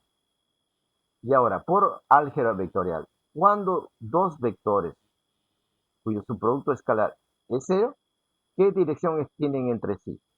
Bueno, ¿qué ángulo, no? Formarían. 0 o 180. No, no, no, no, no, no. Cuando el producto escalar 90 es cero, grados. 90 grados. claro, son 90, o sea, deben ser perpendiculares. Claro, perpendiculares, ahora sí. Sí. Entonces, miren, este vector E, cuyo ángulo antes, ¿no? De este resultado, no sabíamos qué ángulo formaba con el vector diferencial de L, ahora ya sabemos. Entonces, el ángulo acá debe ser 90 grados, cosa que ya señalé aquí en la figura. ¿Cierto? O sea, entonces, conclusión, que entonces la línea de fuerza, cuando atraviesa la superficie equipotencial, lo debe hacer en dirección perpendicular a la superficie equipotencial. Esa sería la conclusión a partir de este resultado. A partir de este resultado. ¿Correcto, jóvenes? Entonces acá sería lo que queríamos demostrar, ¿no? Que la línea de fuerza de un campo eléctrico, de un campo electrostático, son perpendiculares a las superficies equipotenciales.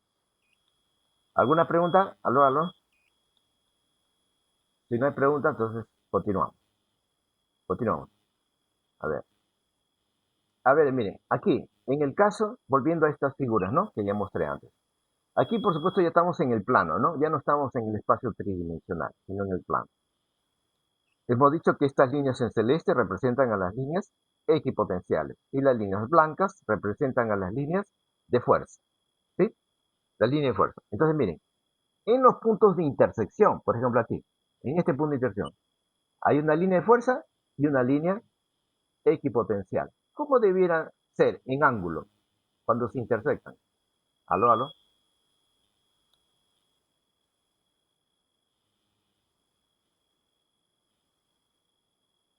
El ángulo en en el punto de intersección debe ser pues 90 grados, ¿no? Por lo que acabamos de, ¿no? Por lo que acabamos de encontrar en la propiedad anterior. En la propiedad anterior hemos demostrado que cuando una línea de fuerza, esta línea blanca es la línea de fuerza, ¿no? Supongamos que es saliente para cuando la carga es positiva.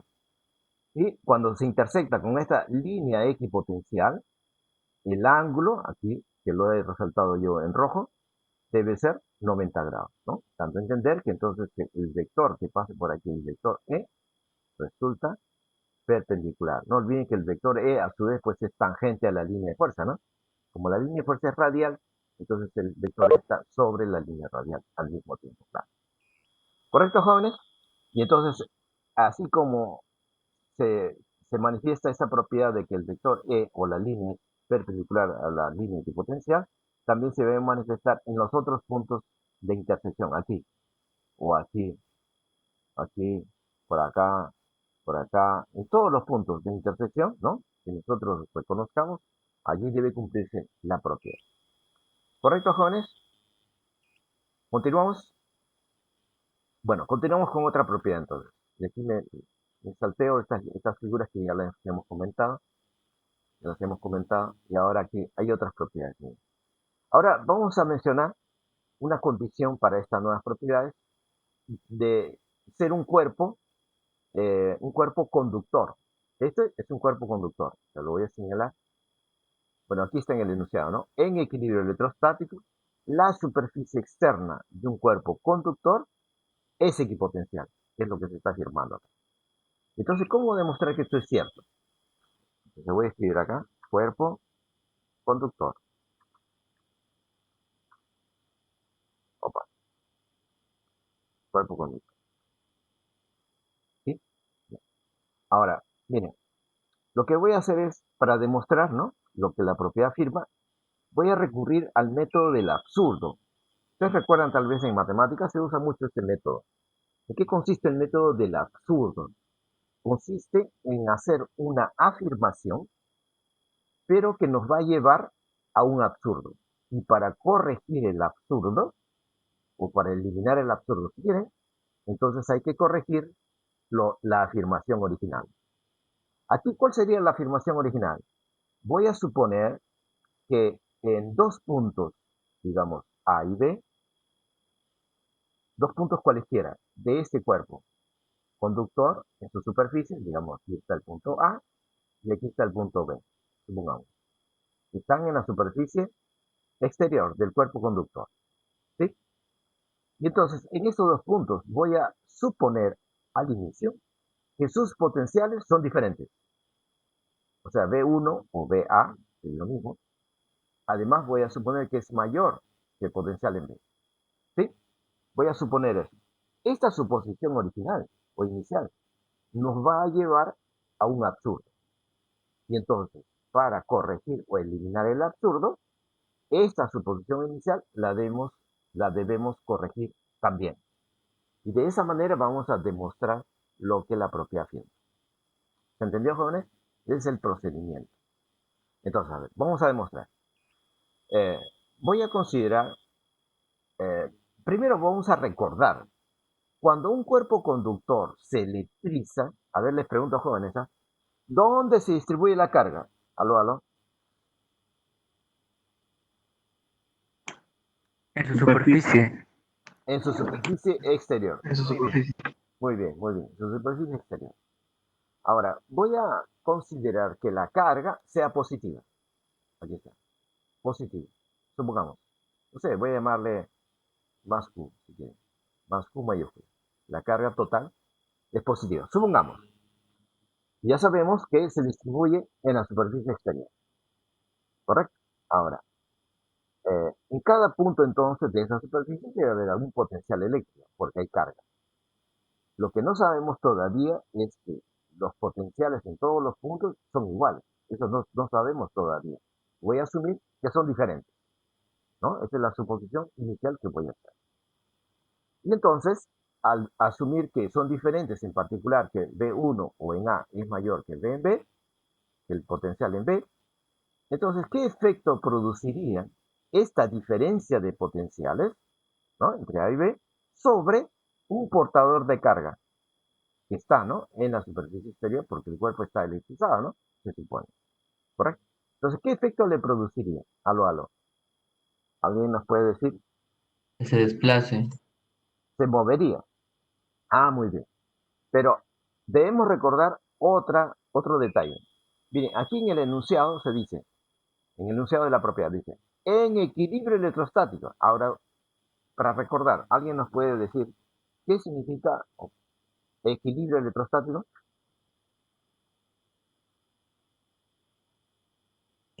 Que todas las cargas del cuerpo estén en equilibrio, o sea, no se muevan. Exacto, que no, muy bien, que no tienen desplazamiento macroscópico. O sea, las cargas o los portadores de carga están quietos, en reposo, pero a una escala macroscópica. Eso no quiere decir que no se están moviendo absolutamente. No, sí se están moviendo, pero alrededor de una posición de equilibrio. Es como, ustedes recuerdan de física 2, movimiento armónico simple, ¿no? Es una partícula, ¿no?, hipotética que está oscilando alrededor de una posición de equilibrio. Algo así, algo es semejante, algo similar. Los portadores de carga, del punto de vista clásico, podemos decir que alrededor de cada posición de equilibrio, sin embargo, sí, continúan moviéndose, sí, pero a otra escala, a la escala microscópica. Pero a escala macroscópica, los portadores de carga ya no se mueven, ya no tienen desplazamiento en equilibrio electrostático. Entonces, esta es una condición al inicio, ¿no? Una condición inicial. Entonces, cuando decía, consideramos un portador de carga y asumiendo que los potenciales son diferentes en A y en B, yo pregunté cuál sería el efecto entonces de esta diferencia de potenciales sobre este portador de carga. Y muy bien, ustedes han respondido, bueno, alguien respondió diciendo, entonces la carga o este portador de carga se movería, ¿cierto? Ahora, ¿cómo se movería, jóvenes? Esa sería otra pregunta para recordar. ¿Se movería de A a B o de o de o de o en otro sentido? No sé, a ver, ¿cuál sería el sentido del movimiento? Aló, aló. De mayor a menor potencial, o sea, de A a B. Claro, si es que esta carga que estamos considerando fuera positiva, ella se movería de un punto de mayor potencial a otra de menor potencial. Así es, ¿no? Claro, porque recuerdan cuando el caso, y ya lo acabamos de estudiar hace unos minutos atrás. Miren, vamos a suponer que esta es una carga Q mayúscula, Q mayúscula, y que crea un potencial a su alrededor, un campo escalar de potenciales, ¿no? Por ejemplo, acá tenemos un punto A y acá tenemos un punto B. ¿Sí? Es como decir A y este B de aquí. Y entonces ya sabemos que no solamente en A, no solamente en B, sino otro punto C, etcétera. En todos los puntos alrededor de esta carga se crea un campo escalar de potenciales. ¿Sí? Entonces acá tenemos un potencial en A, y aquí también hay un potencial en B. La pregunta es, ¿qué tal si yo soltara una carga de prueba Q sub 0 en A? O sea, primero está en A, suelto. Ojo, carga de prueba es carga positiva por definición, ¿no? No olviden.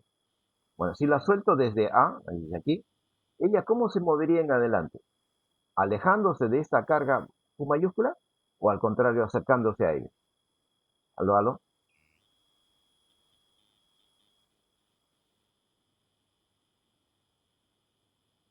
La carga de prueba, si la soltara en A, se va a mover en adelante alejándose de esa otra carga Q mayúscula o acercándose a ella. Alejándose. ¿Acercándose? No. ¿Por qué acercándose? Alejándose. Disculpen, no le escuché bien, disculpen. Alejándose, sí. Muy bien, porque esta carga es positiva, pues no estoy diciendo ya que es carga de prueba. Sí, entonces ella se alejaría. Muy bien. Al alejarse, entonces está cambiando de posición. Está pasando de A, sigue una cierta trayectoria y seguramente va a pasar a B, ¿no? Entonces la pregunta es, durante el trayecto, está pasando de un punto a otro punto, a otro punto, a otro punto, ¿no? Porque toda trayectoria es un conjunto de puntos, pues, ¿no? Una línea. Entonces, al ir de un punto a otro, a punto a otro, alejándose, ¿cómo está variando el potencial eléctrico? Esa es la otra pregunta. Aló, aló, ¿quién nos puede decir? ¿Está aumentando o disminuyendo el potencial? Disminuye. Disminuye. Claro, muy bien, porque ustedes supongo que estarán recordando, ¿no? La expresión del potencial de esta carga Q mayúscula, pues hemos dicho que es igual a K, la carga Q mayúscula, que la que está creando el potencial, ¿no? Sobre un R, donde R es la distancia cada vez entre la carga y el punto que consideremos por acá en la trayectoria, ¿cierto? Ya hemos analizado gráficamente.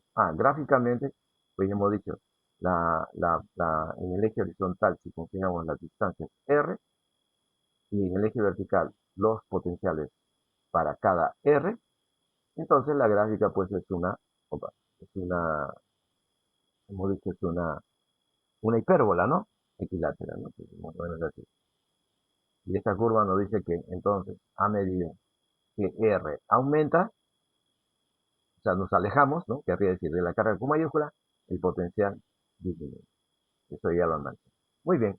Entonces, por eso que acá yo he considerado, volviendo acá a la propiedad, si considero que en A, o sea, en 1, el potencial es mayor que en B, o sea, en 2, entonces esta carga positiva, como si fuera acá la carga de prueba, ella se movería de un punto de mayor potencial a otro de menor potencial, como acá también lo dice análogamente, ¿no? ¿Correcto, jóvenes? Ahora, el hecho de que este portador de carga se mueva, ¿sería o no un absurdo? Aló.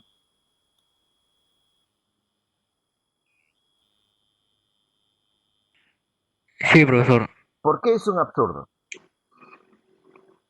porque estamos en equilibrio electrostático. Muy bien, lo felicito. Excelente, muy bien. Claro, porque al comienzo aquí está, estamos suponiendo que el cuerpo conductor electrizado ya está en equilibrio electrostático.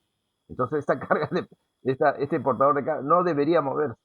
Por lo tanto, esta suposición que hice al comienzo no debe ser cierta. ¿No es cierto? No debe ser cierta. Entonces, si no debe ser mayor, claro, entonces alguien diría, entonces, ¿y menor qué tal? Si el potencial en uno fuera menor, tal vez ya no se llega al absurdo. Aló.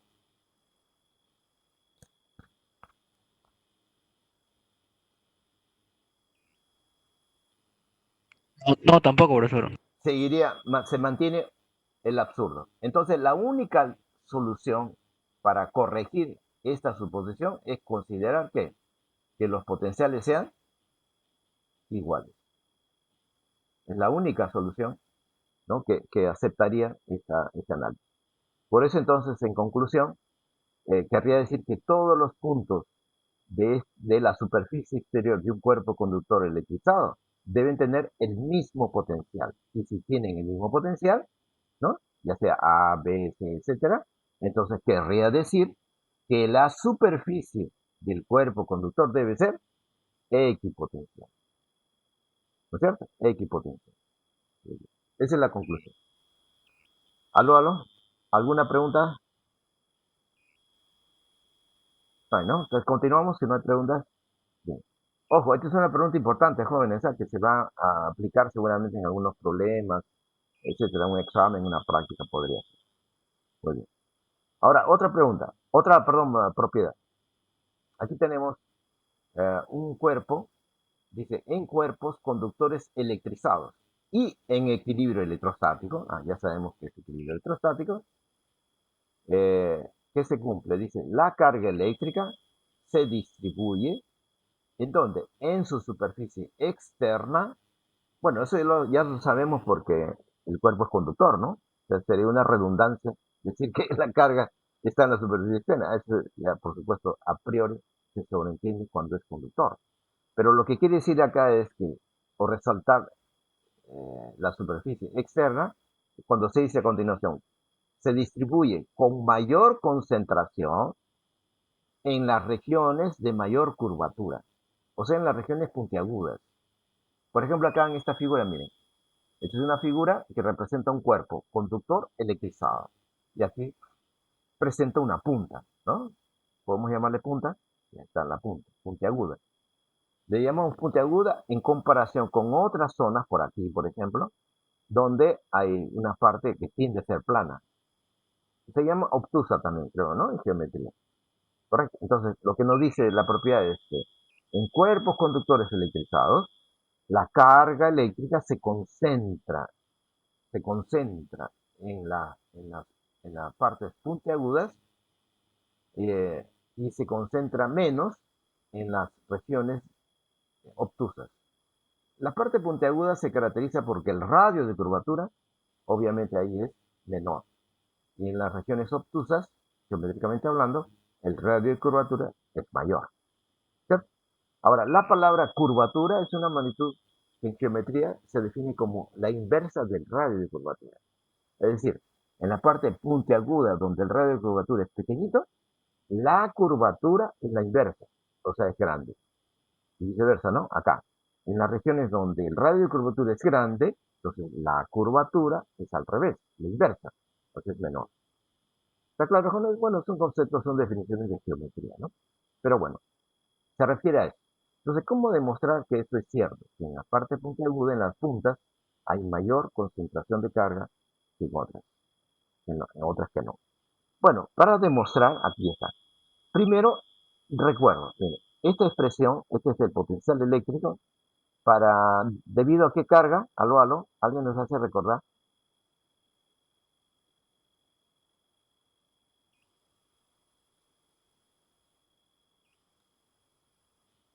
repetir la pregunta, profesor? Esta expresión matemática que estoy señalando acá, este es el potencial eléctrico debido a qué tipo de carga.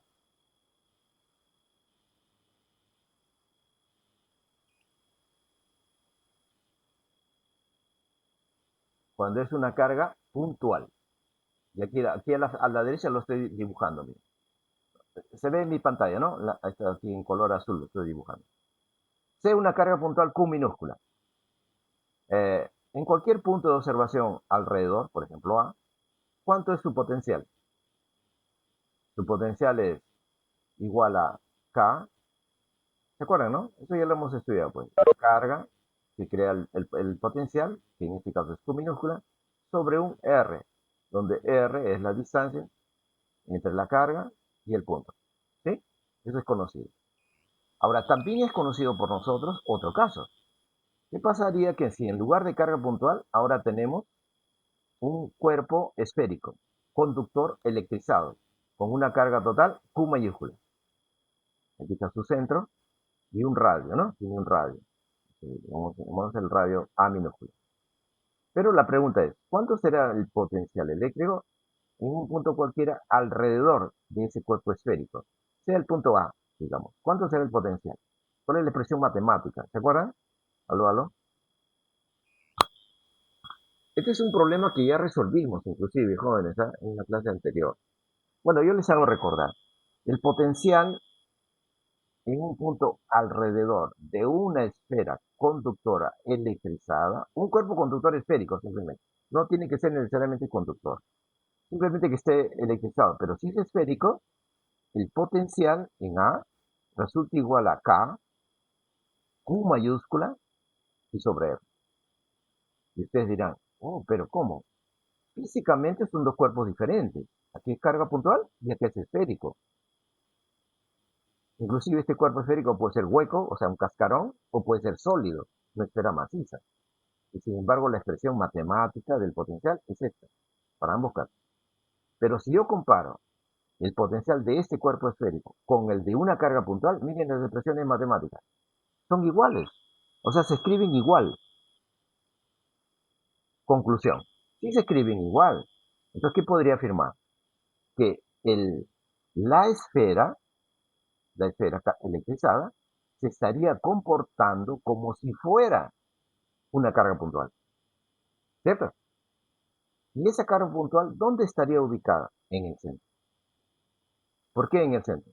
Porque la distancia R es la distancia entre el centro y el punto. Entonces, en el centro tendría que estar la supuesta carga, entre comillas, ¿no? A la que equivaldría. ¿Cierto? ¿Correcto, jóvenes? Ya, esa es una expresión conocida. Ahora, ¿qué tal si el punto de observación A lo acercamos justo hasta un punto o sobre la superficie de este cuerpo? Ahora sea este cuerpo conductor. Ahora vamos a darle esa condición de ser conductor. Y entonces vamos a considerar un punto B, pero que está sobre la superficie del cuerpo conductor. ¿Cuánto será el potencial eléctrico? Ahora, el potencial en B, ¿cuánto será? ¿Se acuerdan, jóvenes, del problema? El potencial en B sería igual. Simplemente habría que reemplazar, pues de la fórmula anterior, esta también va a ser válida para R, cuando R sea la distancia entre el punto que está en la superficie y el centro. Es decir, K también sería K, la carga total, que es su mayúscula, pero ahora la distancia R ahora sería A minúscula, ¿no? Que es el radio de la esfera. Esa sería la expresión. ¿Aló, aló? ¿Está claro, jóvenes? Eso, repito, me estoy basando en las soluciones de problemas, ¿no? De problemas que anteriormente nosotros ya hemos resuelto, supuestamente, ¿no? ¿Ok? Entonces, yo aquí estoy recordando esta expresión matemática para el potencial eléctrico, ¿en dónde? En un punto sobre la superficie de una esfera conductora. ¿Sí? Entonces, K, la constante de la ley de Coulomb, la carga Q de esa esfera, y R es la distancia del centro a la superficie. Vale decir el radio de la esfera, ¿no? Que aquí lo denoto como R mayor. ¿Correcto? Ahora, también sabemos, por otro lado, que en la intensidad de campo eléctrico de los mismos puntos, por ejemplo, de A, para el caso de A, ¿cuánto sería E? Aló, aló, ¿se acuerdan? E, no sé si se ve, voy a usar otro color, creo, ¿no? A ver, este tal vez. El E, la intensidad de campo eléctrico en el punto A, debido a una esfera electrizada. ¿A qué es igual?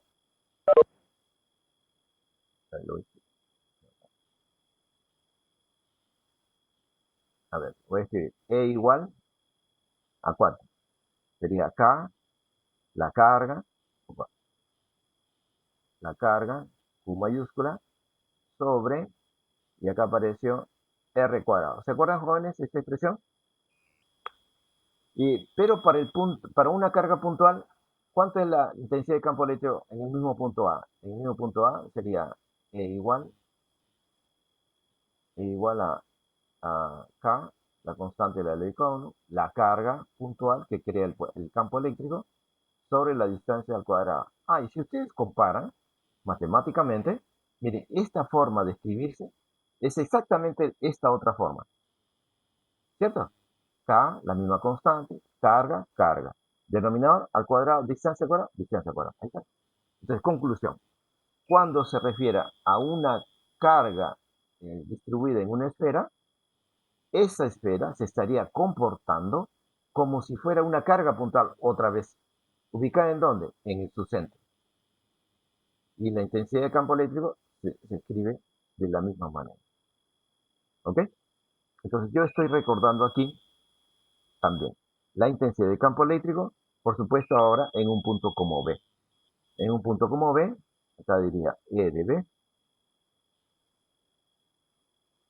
B es cualquier punto, ¿no? En la superficie. Sería entonces K, la constante de la ley de Coulomb, la carga del cuerpo esférico sobre la distancia que ahora sería el radio. ¿No es cierto? El radio sería el radio al cuadrado. Sería el radio al cuadrado de la esfera, ¿no? Así sería. Así que eso es lo que he recordado aquí.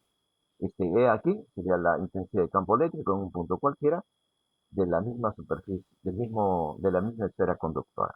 Con radio igual R. Aquí yo he escrito R mayúscula en lugar de A minúscula, ¿no? ¿Ok?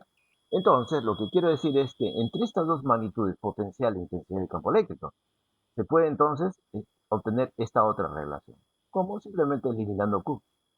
Elimino Q, elimino K, y simplifico un R y queda ahí. ¿Cierto? Ahora, como el cuerpo es conductor o la esfera es conductora, entonces todos los puntos tienen el mismo potencial. ¿Por qué? Por la propiedad anterior. ¿Se acuerdan la propiedad anterior? Que la superficie exterior de un cuerpo conductor electrizado es equipotencial. Por esa razón estoy escribiendo que este B sería constante para cualquier punto de su superficie exterior. ¿Correcto? Y entonces eso significaría que si yo considerara dos puntos cualesquiera, entonces debe producirse esta relación, ¿no? De igualdad.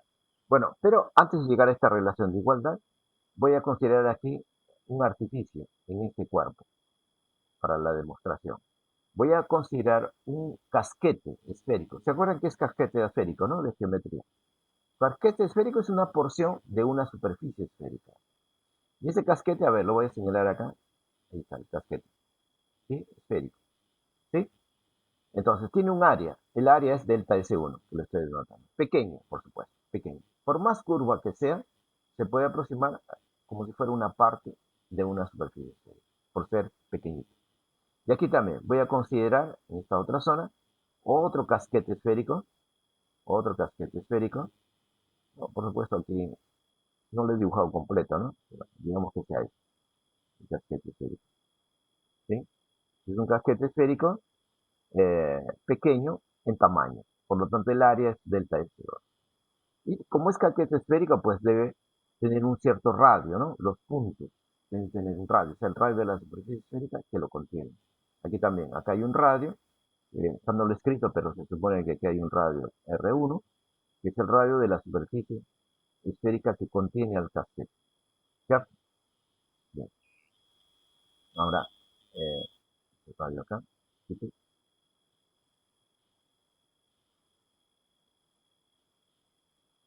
Ahí, ¿no? Es el radio. Bien, entonces, para cada superficie esférica, ¿no? Es como si aquí tuviéramos una esfera conductora y hemos considerado solo una parte de ella, que es esta la que aquí ha chorado, que es en realidad la parte del cuerpo original que tiene punta. Aquí también. Aquí hay es como si hubiera una superficie esférica electrizada, ¿no? Que contiene este casquete, pero que este casquete en realidad pertenece al cuerpo puntiagudo. Y entonces para ellos, para esas dos superficies esféricas, se debe cumplir que el potencial es igual a la intensidad de campo eléctrico en cualquier punto de superficie por el radio, su radio correspondiente. Ahora, este potencial eléctrico, si lo comparo de estas superficies, de este cuerpo esférico, con este otro cuerpo esférico, los potenciales eléctricos, ¿cómo serían entre sí? El potencial eléctrico en un punto como este, o un punto por acá, deben ser iguales entre sí. ¿Por qué? Porque todo este cuerpo puntiagudo, al estar electrizado y ser conductor, su superficie exterior es equipotencial. Por eso igualo los potenciales. Es decir, estos dos productos deben ser iguales, ¿no? Además una constante, claro, o ser equipotencial. Entonces eso significa que si R1 fuera menor que R2, R1 menor que R2, como se ve aquí en la figura, entonces se concluye que E sub 1, o sea, la intensidad de campo eléctrico aquí, ¿no? Aquí, en la parte puntiaguda, o en los puntos de la punta de acá del cuerpo, debe ser mayor que la intensidad de campo eléctrico en estos otros puntos de esta zona obtusa. ¿Correcto, jóvenes? O sea, conclusión, hasta el momento diríamos que el campo eléctrico sería más intenso, ¿no? Porque es mayor, ¿no? Es más intenso alrededor de la punta que en esta otra zona, donde no hay punta. ¿Aló, aló? ¿Se entendió, jóvenes? ¿Alguna pregunta hasta el momento? ¿Aló, aló? No, ¿no? Bueno, esto es en cuanto... Estoy bien, profe. Ya, correcto. Esto es en cuanto a intensidad de campo eléctrico. Pero todavía falta demostrar lo que la propiedad afirma, ¿no? De que la carga eléctrica se concentra más en la punta. Aquí hay más carga. Yo estoy afirmando por el momento que hay más campo. El campo es mayor, pero no carga. Para llegar a carga. Entonces ahora continuamos aquí en el análisis. ¿Qué es E? Ya sea en 1 o en 2. ¿A qué es igual? Bueno, para esto, para responder, vamos a recordar otro problema. Jóvenes, en una clase pasada resolvimos un problema, que es el siguiente. Bueno, por acá lo voy a hacer. Sea un cuerpo cualquiera, de cualquier forma, conductor, electrizado, por lo tanto tiene una densidad superficial. Sigma. ¿Se acuerdan ustedes que calculamos la intensidad de campo eléctrico en un punto muy cerca de la superficie? En un punto muy cerca. ¿Se acuerdan que hicimos este cálculo? Digamos el punto A. Y la pregunta es E. ¿Cuánto era E allí? Lo resolvimos, ¿ah? Está en una diapositiva anterior, en una clase pasada. Resultó igual a sigma. Es la densidad de carga entre la permitividad. Exacto, exacto. Epsilon sub 0, ¿no? Muy bien. Correcto. Lo felicito. Muy bien. Esto es sigma entre epsilon. Ese fue el resultado que obtuvimos para este problema. Y entonces usamos esta solución para nuestro caso. ¿Sí? Entonces, en un punto muy próximo de la punta y en un punto muy próximo de esta zona, entonces se debe cumplir estas relaciones. La densidad 1, sigma 1 entre epsilon 0 para la punta o cerca a la punta y sigma 2 para esta otra región. ¿Sí? Y entonces ahora pues reemplazo en esta desigualdad. Aquí, reemplazo. Entonces sigma 0 se va y queda la desigualdad de densidades de carga. O sea, querría decir, ahora sí, lo que dice la propiedad, que en la punta la densidad de carga es mayor que en las zonas donde no hay punta. ¿Y eso cómo se interpreta en otras palabras? Diciendo que entonces en la punta hay mayor carga concentrada, porque eso es lo que nos da, nos dice pues la densidad, ¿no? Porque ¿qué es densidad? Densidad aparte es, no olviden, densidad es igual a carga por unidad de área. ¿Se acuerdan, jóvenes? Carga por unidad de área. Esa es definición de densidad superficial de carga. ¿sí? Entonces, si la densidad es grande o mayor, ¿no? Significa que hay más carga en la misma medida de área, ¿no? Cuando compare, por supuesto, dos áreas iguales, si compara acá una área igual y una área acá igual pequeñas, ambas, entonces significaría que este numerador carga debe ser mayor en la punta que aquí, ¿cierto? Eso sería, en el caso que consideren dos áreas iguales, ¿sí? Esa sería la interpretación de este resultado. Y es justamente lo que nos dice la propiedad. O sea, con lo cual, pues, demostramos la propiedad. Ok, jóvenes, ahora miren, aquí en esta figura, ¿qué estoy haciendo? Estoy representando justo estos resultados gráficamente. Por ejemplo, acá estoy usando cruces para representar una carga positiva, ¿no? Estoy imaginando que el cuerpo conductor está electrizado positivamente. Y entonces, al haber en la punta más carga, estoy dibujando más cruces, o sea, más concentradas, más juntas, que en esta zona donde las cruces están más separadas, ¿no? Eso nos da la idea, gráficamente, que aquí en la punta hay más carga concentrada que aquí. Y al mismo tiempo, como hay más carga, entonces el campo eléctrico alrededor de la punta se ve más fuerte, ¿no? Más fuerte, más intenso. ¿Cómo veo que es más intenso? Ah, porque las líneas de fuerza que estoy representando se ven más cercanas, más próximas entre sí, alrededor de la punta, que en esta otra. ¿Sí? En términos de línea de fuerza, pues da a entender eso, ¿no? Que aquí el campo es más intenso que aquí. Que era otro resultado anterior que ya habíamos obtenido. Este de acá. ¿Sí? Estamos obteniendo acá dos resultados. ¿Correcto, jóvenes? Este fenómeno de puntas, ¿no? Con carga concentrada, se llama poder de las puntas. No sé si ustedes habrán escuchado esa expresión, poder de las puntas. Ahí está. ¿Qué efecto produce el poder de las puntas? Ese efecto llamado así, sobre el medio que rodea el cuerpo. Aquí, en esta figura, estoy señalando lo siguiente. Miren, imaginen que es aire, supongamos, ¿no? Para explicar más fácilmente. Y este es el cuerpo sólido electrizado, conductor, claro. Y entonces, ¿cómo aquí, asumimos que es carga positiva, como aquí he señalado, ¿no? Entonces, ¿cómo aquí en la punta hay más carga concentrada? El campo eléctrico, ya hemos dicho que también respectivamente sería más intenso. Y si hay aire, el aire está formado por moléculas, ¿no? Digamos, solo gaseosas. Oxígeno, hidrógeno, sus óxidos, ¿no? Respectivos. Entonces, ¿qué pasaría?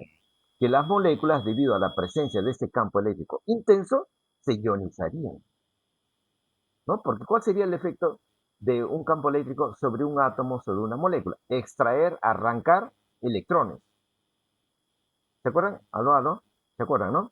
Entonces aquí estoy imaginando que estas bolitas o estas bolitas en naranja o en amarillo representan a los electrones que han sido arrancados de sus moléculas, de algunas moléculas del aire, debido al campo eléctrico intenso, fuerte que hay. Y entonces, como son cargas negativas, los electrones, ellos serían atraídos a la punta, porque la punta estamos suponiendo que es positiva, ¿cierto? Serían atraídos, para obviamente neutralizar en parte a la propia punta, ¿sí?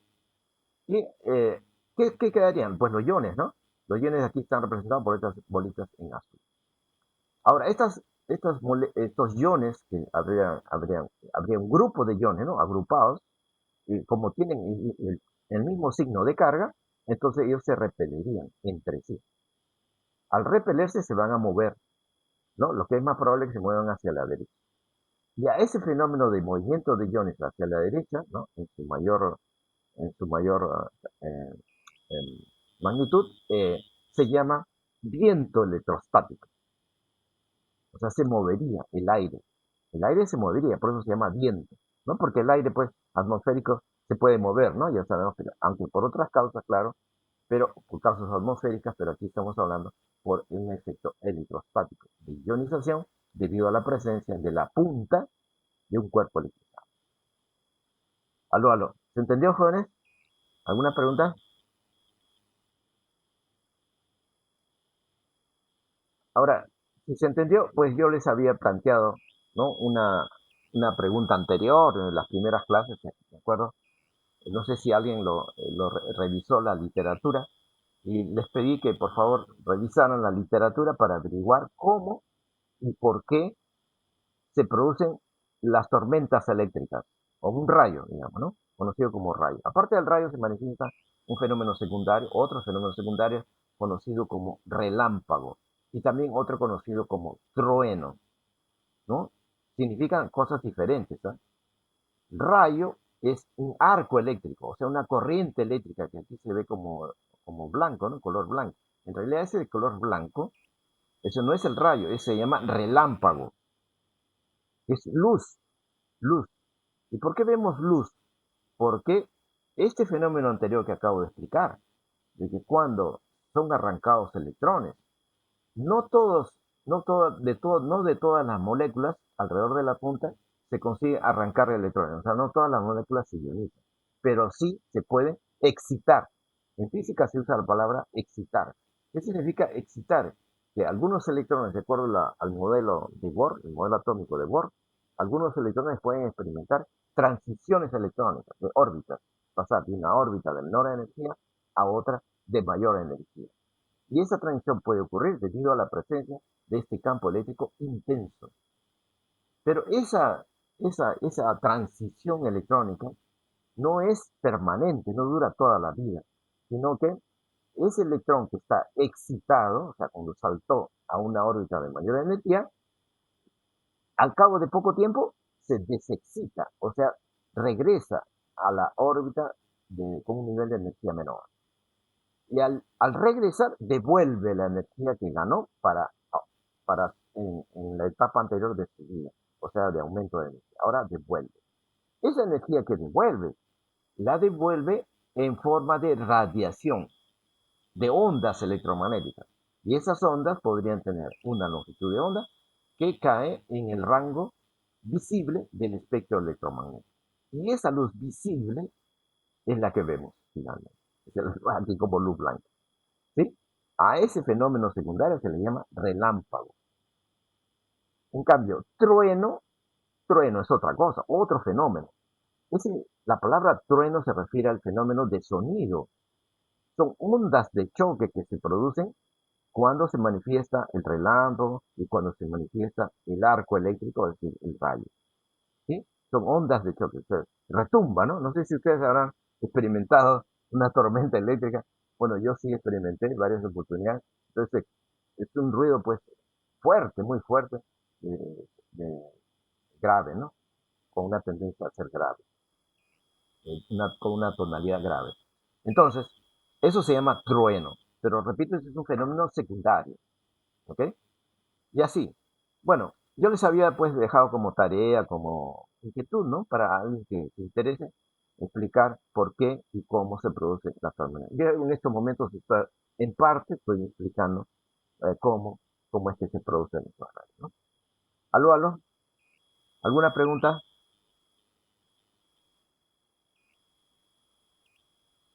Bueno, si no hubiera pregunta, entonces ya terminamos con esto, el tema de potencial eléctrico. Y en la siguiente clase ya comenzamos con un nuevo tema, una nueva unidad llamada condensadores. Aló, aló. Si hay preguntas, cualquier duda, por favor. Entonces terminamos, ¿no? Terminamos. Muy bien. Gracias, jóvenes, por su asistencia, por su atención. Muchas gracias. Hasta la próxima. Ya, profe, nos vemos. Gracias. Ok, hasta luego, hasta luego. Gracias, Jeremy. Hasta luego.